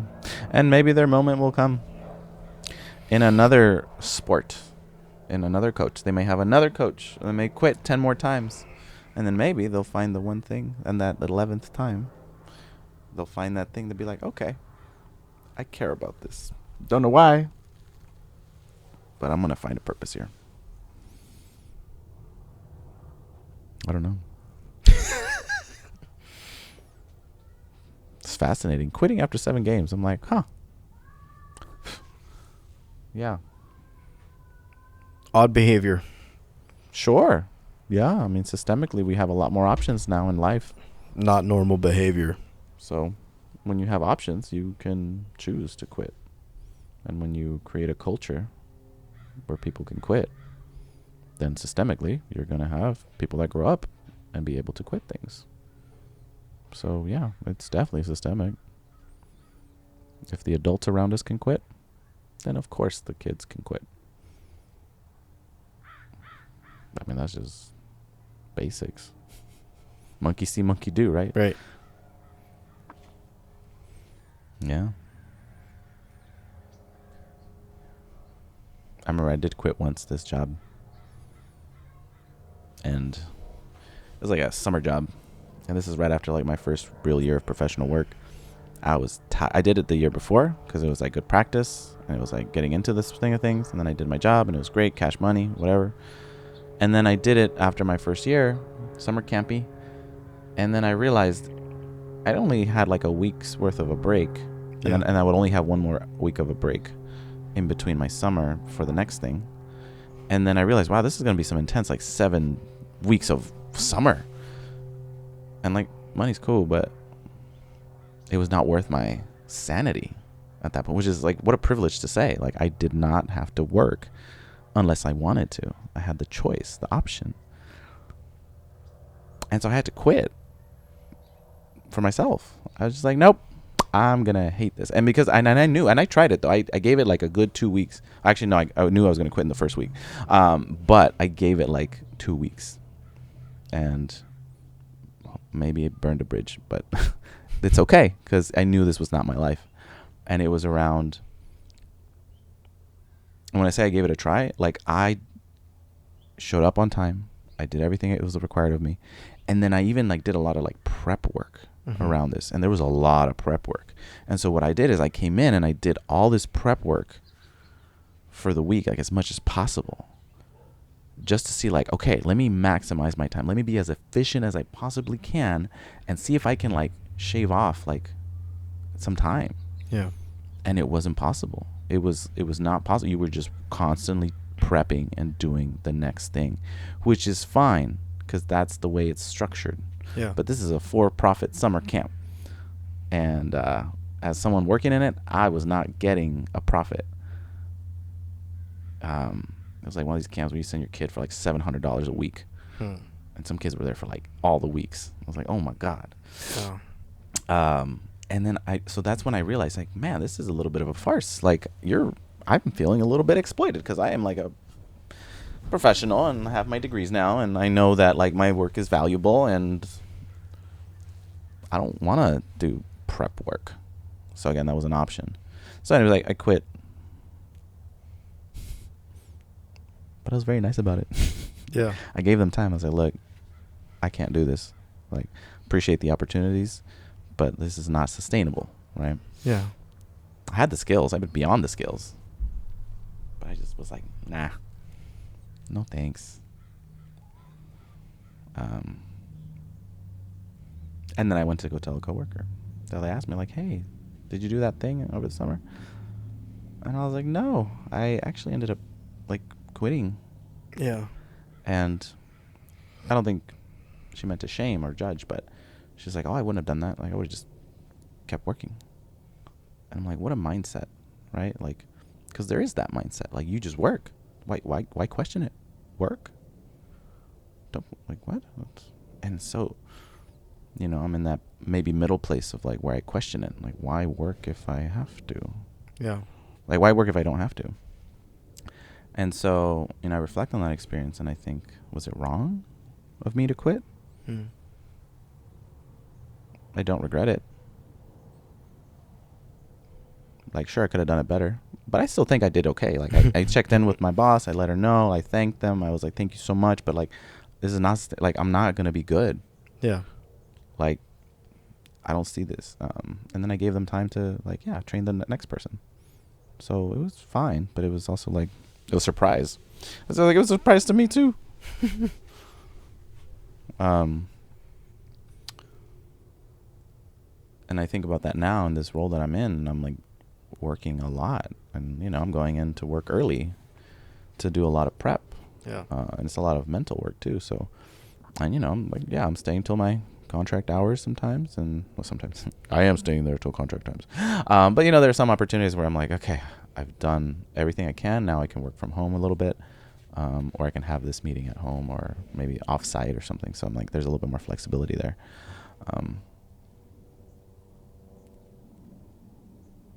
But I do think of, like, maybe taking the work home with me sometimes. Like, that is like as we talked, like, I try not to. Yeah. But it, like, still feeds into the brain. Like, I'm still thinking about it, right? And that's work, right? Like, I'm still thinking about, like, ooh, I should have had this conversation. Ooh, I should have done this. I need to write this email. Like, I still do that at home, even after contract hours. But there's no reward for that. There's no profit. There's no even validation for that. There's just, you just do the work. And then I get to meet some of these colleagues who have been doing this work longer than me. And then I hear them say, I'm just going to keep doing this. Like, you know, meeting's over. It's like 3 o'clock. Like, we got to go. Almost everyone's cleared out and a couple people stay. And I'm like, why stay? They're like, well, I'm going to get it done because people need it. And the students need it and the kids need it. And I'm like, that's great. That's an awesome mentality. I wish I could stay in it with you, but I think I've done that. And I've seen the product of what I am. And I'm like, that's not sustainable in who I am as a person. And I also want to be efficient with my time. So if I'm going to do the job in the exact amount of hours that are there and then be done. But there are some people that like keep working and keep doing extra work. And I'm like, why? What's the purpose? And I get the purpose that is for others, of course. But in terms of like sustainability, there's also like a mindset too. You know, I think of like a generational mindset has been shifted. And I think I'm in that in between, because there is the mindset of like, you just work because you work. Yeah. Don't question it. Go to work. Do the job. Sure. I do. But then I'm also like questioning, like, how much do I really have to do for this thing to get done? Yeah. You know, here's the job. Sure. Here's the work I need to do. How much of it can I do today? Cool. How much of it can I do tomorrow? Like, spread it out, you know? So I'm like efficient with my time. But then there are times where I'm like, I don't need to work on this at home. I shouldn't have to work on this at home. That's fair to say. Yeah. But then there's some people's mindsets that are like, no, I'm gonna stay after work and get it done. I don't care how late I stay. And I'm like, whoa, cool. All right, great. And you know, it's part of me almost feels like guilty, like, oh man, I should be doing the same thing too. Right? And then there's the extreme mindset of like, nah, I'm quitting. I don't want to do baseball. I ain't doing it no more. I ain't doing no more baseball. Because I'm a man and I'm tough. Or I'm just a person. I'm a real one. A real one. So yeah, that's just such a fascinating thing, you know. But I've also like have days where I do stay late, and I'm like I stay past 5. Sure. And I stay past 6. But I think my point is like I'm not doing it every day. I selectively choose like, okay, today's gonna be a late day. Tuesdays are my long days. Yeah. And like I commit to that. Yeah. And sometimes even work on Sundays. So, you know, I'm picking and choosing where to do that kind of work. But I think about like sustainability. But then I also think systemically, mindset has also shifted. Because now there's people like me that are like, meh, do I really have to work an extra job right now? Right. I do not, and I'm going to choose to not. Right. And that's the privilege that my parents have bestowed upon me, right? Like, thank you. Because my parents worked their multiple jobs and their parents worked their multiple jobs to allow me the opportunity to choose, do I want to work multiple jobs? And now I can have like an extra job, and I can also have another side job that's for fun. You know, I love to bartend. So like, hey, bartend is my side gig. Like, Sure. I enjoy that. I can do that. And like, that's for fun. I don't need to. And now getting to choices, right? These kids have choices. Almost too many choices. I'm like, nah, I ain't gonna do that. You're right. You do not have to. Yeah. And that's fine. There will just be consequences to it. And so I think there's the other aspect. You know, I can be, my heart is with you. I'm feeling for you. I really genuinely want to understand what's going on for you. Like, pobrecitos, I'm so sorry. Poor babies. But then there's also the other side of it. It's like, okay, cool. You want to do it? It's fine. There's consequences. What are the consequences of not doing it? Those are fun. Let's talk about those, right? Like, what are the consequences of quitting?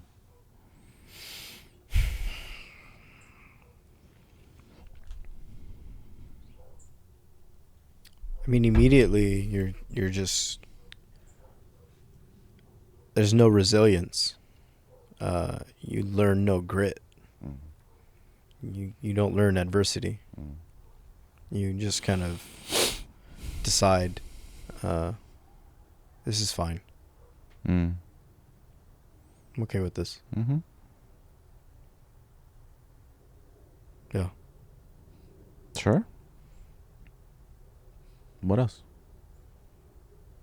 That's the mental consequence, right? Your synapses don't grow. Your brain, new synapses grow where quitting is okay. And lack of resilience is there. And then justification is there, right? So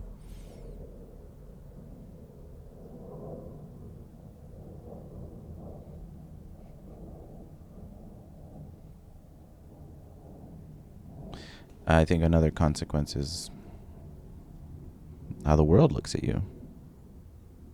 And again, you know, your mothers will understand, you know. It's okay, mijo. It's okay. You don't have to do it. You're a good boy. Mama still loves you.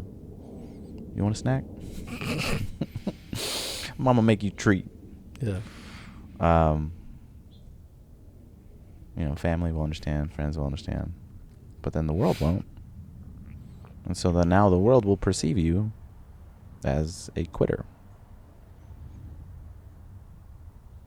And then you can choose to learn from that or choose to not. So I think that's a consequence, right? Because I think people's perception, the world's perception of us is true in a way, and it does bring in its own implications and consequences and like stereotypes, right? It's part of the work that I engage in around this discourse. But it's like, yeah, it's safe to say you quit, you're going to be a quitter.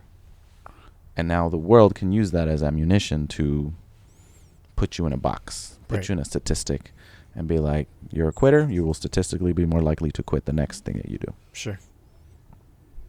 Unless you do something different. Radically. And it's not about the thing, it's about the person, right? Because the learning is there. So these students have learned, I can quit.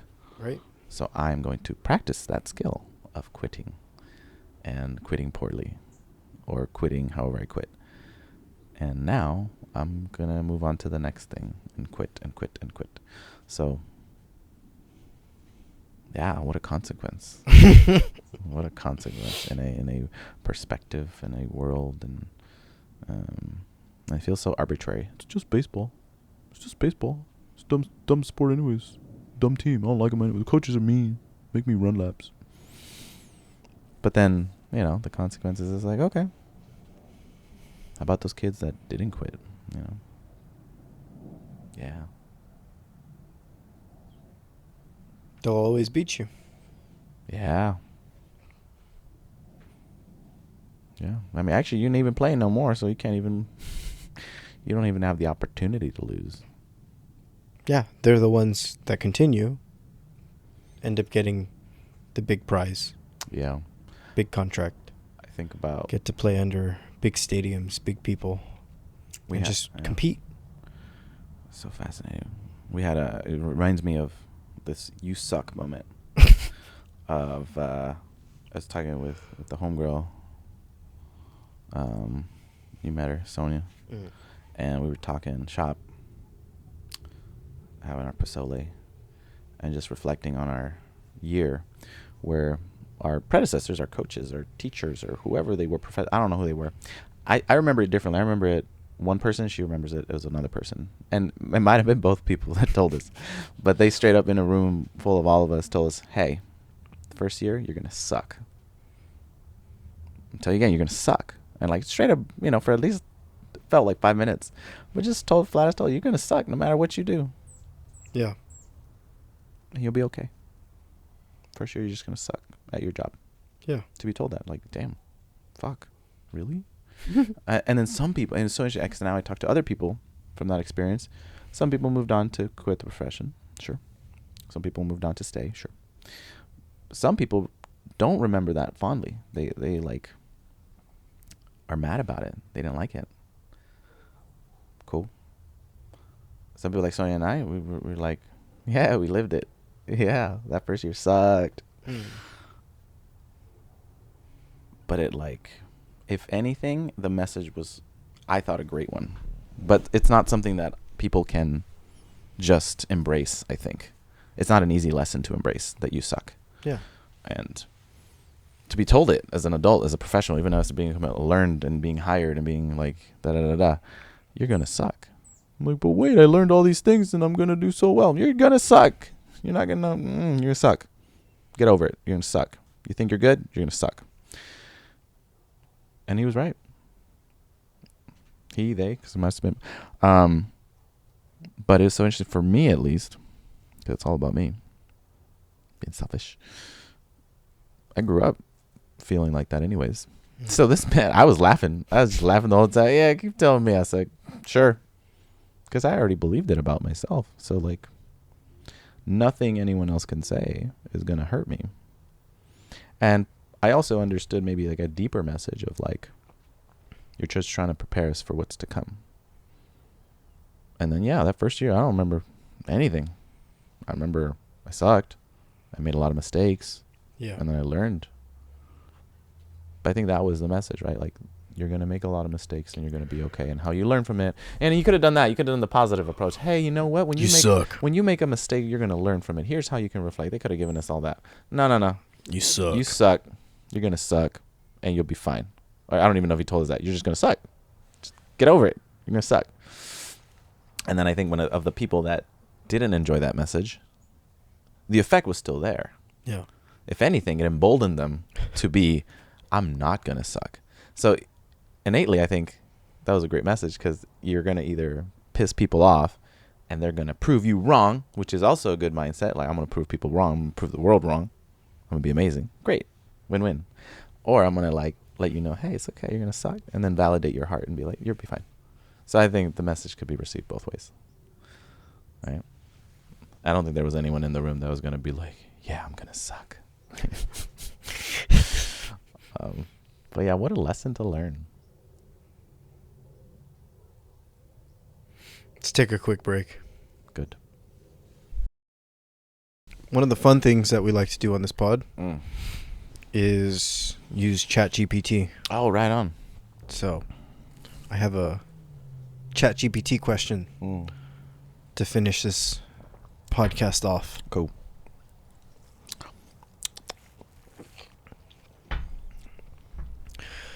How can a young man turn the weight of his experiences into the foundation for his future strength? What a fancy question. That's what we've been kind of talking about this whole episode. Very Stanford level question. Just say what you want to say. So you got to ask it again. Say it again. Or let me read it, because that was too many big words. How can a young man turn the weight of his experiences into the foundation for his future strength? Weight, foundation. Okay. The weight and foundation. Weight, experiences, and foundation. Those are your big words. I don't know. I feel like we've already been talking about it. Right? We talked about the synthesis of it was, finding your purpose within purpose. Right. So whatever you do, find a purpose in it. The other piece is, hey, you're going to be a statistic, whether you will like it or not. So do you want the positive or the negative statistic? And I'm sure there's other statistics as well. And then what was the other thing I said? Being selfish and finding like congruence. So those are your themes. So maybe that's the answer. So how to summarize those 3 bullet points in a 1, 2, 3, 4 logical pattern. Well, young men of the world, with your experiences. This is where I would need my notebook, actually, so I can flesh out the ideas. Damn. Maybe I'll just draw it on the board. So I think a fun way would be, not in any order, but in a very much 1, 2, 3 format.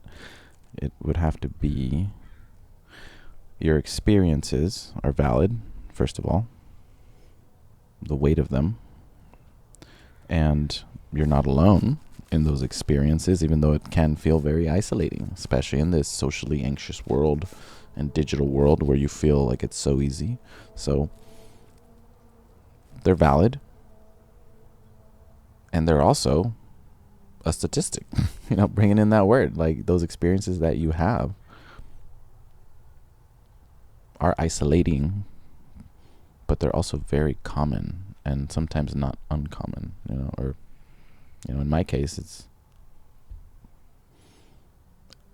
mine was not typical, but it's also quite common. So it's that's the other thing I want to say. Even though, out of my whole class, this might have only happened to me, sure, but it felt like I was the only one in the world that ever experienced this. But then as I grew older, I'm like, oh no, there's been other people that have received the same traumas like me, and they're, doing really well or doing really not, or, continuing the traumas on their families. So I think making peace with that and understanding that the experience is valid and that it is a statistic on how the world will look at you and shape you and understand you.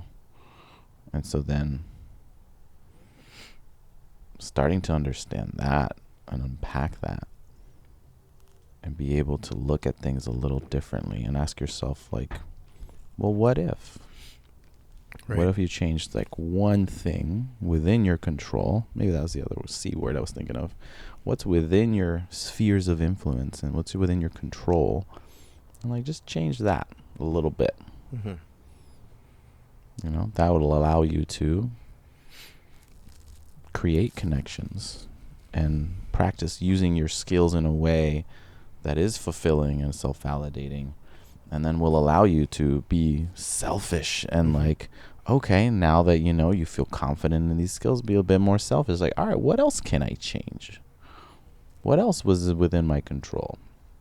May not have the skills yet, but like, what if I had the skill? What would it look like? You know, maybe painting the picture. What was the last one? I don't know. Experience, the weight, Foundation to become, Oh. you know, the future man. Sure. Yeah. I mean, you want to be the, yeah. Yeah. The foundation for his future strength. Yeah. And if you want to quit, go ahead, quit. For the human becoming. I mean, yeah, if you want to quit, go ahead and fucking quit. Go for it. Just, you know, have intentionality Yeah. behind that quitting. If you're going to quit some, yeah, quit some. Yeah. You know, like, what's a horrible thing that you can quit? You know, like, quit drinking soda. I don't know. You know, like, that has been a blessing for me. Now I can actually enjoy it, not drink it all the time. That was a hard thing to quit. Hard habit to break. Oh, yeah. Yeah, be a little selfish. Find your purpose within purpose. Don't be evil. I don't know about that. Be a little evil. Yeah. There's still that mischievous nature that I like. And I like it because it's like something I can control, right? So that comes from a place of wanting control. So, yeah, don't be evil, obviously. For the sake of being evil. For the sake of being evil. But, like, you know, it's okay to be a little naughty. It's okay to be a little mischievous, you know, in good humor, in good conscience, you know. I think... but that's being playful. Yeah, exactly. That's not evil. Yeah, not evil. Yeah, not evil. Yeah, I guess we have different definitions of evil, right? I think of evil in a comical way. But, like, I guess a pushback would be... influencers or wannabe Instagram influencers doing prank videos that are kind of evil. Oh, yeah. You know? Yeah, like I like a good healthy prank, not like a mean prank. You know? Like, this is a robbery, and then it's... Oh, no. Then quickly they're like, I'm just kidding. Yeah, no, that's not healthy for anyone involved. Walking into the hood with like 50 grand in a clear backpack. Oh, no. That's not fulfilling at all. Yeah, that sounds terrifying. It's not real money. They don't. No, that's gonna be worse. That's gonna be worse. That's gonna be worse. Yeah, I guess so. Yeah, when I think of evil. That's being mischievous. Yeah, but not for the sake for of comics. but like, but that's also don't do that. You're gonna be in so much trouble. Yeah, and to do it, to commit to doing it, that takes a special kind of trauma for you to say, I'm gonna do it. I don't care. Yeah. Or my prank is so good that it's going to be worth it. Yeah. But the consequences are totally worth. Yeah. I think that's it. I think maybe like be ready for consequences. And like inherently there are good and bad consequences. So be ready to receive them. But then also like, then now you're getting into a whole brand of topic of like, what if you rely on your trauma so much that you paint the picture of like, I don't care about the consequences. A lot of people do. Yeah. I mean, that is a lens. That is a shift. So, I think that now you're bringing up the next, topic for your podcast. Like, well, what do you do if you don't care about consequences? Like, what do you do if you don't believe in them? That's Grand Theft Auto. Oh, yeah. That's Grand Theft Auto. Yeah. That's Grand Theft Auto. Yeah. And that was a game we played. It's World of Warcraft. Love me some World of Warcraft. I know. Brian is the one that introduced me to World of Warcraft. That then Still in it 20 years later. I introduced you, and then Did you you? were. I think other people did. It was in middle school. Well, I'm saying I talked to you about it. Like, you, for me at least, you're one of the first people I mentioned it to. Oh, okay. Because I had some shame towards it. It's the crow. You can see him on the other side of your tree. Or that or another bird. Oh, little bird. Yeah. Have a little war going on there. Yeah. Well, there you go. There's a little chaos. So maybe that's the word. I said little chaos. I think maybe that's what I would say. Not evil, but it's okay to be a little chaotic. I think a little chaos is good. Because it creates spontaneity, opportunities. But maybe not. Maybe that's my trauma lens. Maybe I like a little chaos because I grew up in chaos. So I knew how to survive. I know how to thrive in chaos because I can control it. And when people can't control chaos, or when people can't live in the chaos, that's where I shine. So maybe taking a step back, maybe it's not. Yeah, maybe a chaos. Well, chaos isn't like sustainable, right? It's not a happy place to be in. But I do enjoy like the chaos of like, whoa, this is crazy. Like the space that I'm in. And I mean, last night was chaos. I was like, what is this? Like a Vogue dance competition? And I was like, I like this. This is chaotic. But also it was like safe and it was fine and it was okay. And like, I'm fine. And that's something I can like be in and thrive in and be unabashedly myself. But then I also know people that would be like, this is not it. This makes me uncomfortable. I don't like it. Too loud, too noisy, too many people, too much exposure. And would be like, no. And so that to me, I think of myself of like, I can thrive in that.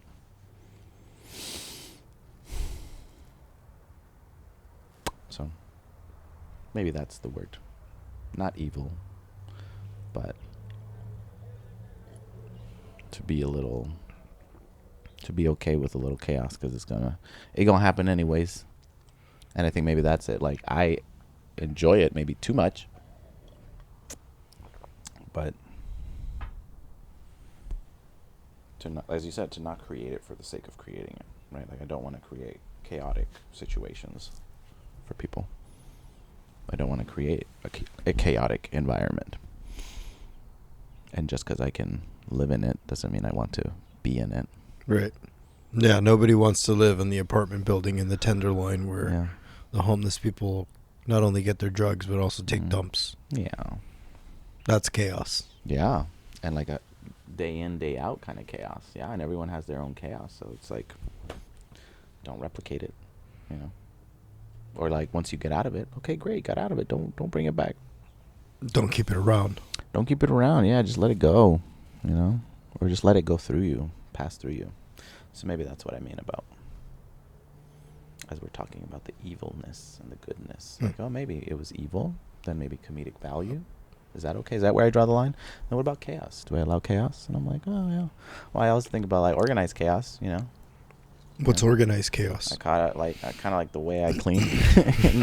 The way I, like, have my, you know, cleaning. I'm like, I know where my things are, and it's untidy, but it's organized in my untidiness way. Like, you open up one of my drawers, and it's like, it's a mess, and it bothers me, but it's organized in my own. Like, I know where it is. I know where my pens are. Yeah. I know where I have this paper clip that fell, and I know exactly where it is, and I haven't picked it up. But I know that's okay. I'm gonna get it because I know. But again, that's almost like So there's like a fine line of that because we live in California. Mother Nature says, "Screw you," and gives us 15.0 earthquake. Oh, yeah, and then everything goes to poop.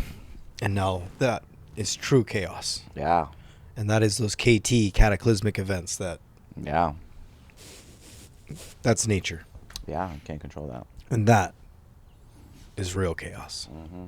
That's true chaos. Yeah. True chaos. So, chaos can be good, but I think you're approaching it as you're kind of stating it. You like the chaos that you can create. Mm-hmm. I don't think you would like the chaos that Mother Nature can create. Oh no, yeah, yeah. That's the total trauma lens, right? Like it's like I can control a chaotic environment because it's like I created it. Okay, cool. Because that's what I grew up with, so it makes sense. But do I want chaos that other people create? You didn't. No. Yeah, if you were Jewish Hmm. in Nazi Germany, Right. Oof. if you were living in Nagasaki Yeah. when the bomb dropped, Or even now, and what's happening out there in Europe? or you're in Ukraine, Ukraine right now. Yeah. or you're in Gaza, Yeah. Oof. or you're in Israel, or you're in Iran, Mm-hmm. Or even anywhere. in the Tenderloin, as you said. Yeah. but that is controlled chaos. Yeah. You see, somebody else is behind there pulling that string, Mm. Yeah. pressing the button. Right. What was us? 9/11. Right. But what I'm saying is, Mother Nature, Mm. that's real chaos, not controlled chaos. So controlled chaos Yeah. can be evil. Mm-hmm. Mother Nature can be evil, but it's not in the same facet. Mm. It's of a complete different lens, Yeah. where it literally, in this case, restructured Mm-hmm. biological life, right? It got rid of dinosaurs Yeah. That was a clean slate. and allowed us to industrialize by creating oil. Right. And from that chaos, we created science. And then we create bombs. And we go to war for it. So, on that note, this is Below the Trees. Tune in next time. Tune in for next week's episode, where I have no idea what we're doing yet, but it should be fun. You'll create a little chaos. Controlled chaos. Or Maybe don't. not. Yeah, maybe not. Yeah, that's the moral of the story. Sorry, go ahead. Finish your closure. That's it. Oh, we're done. Go.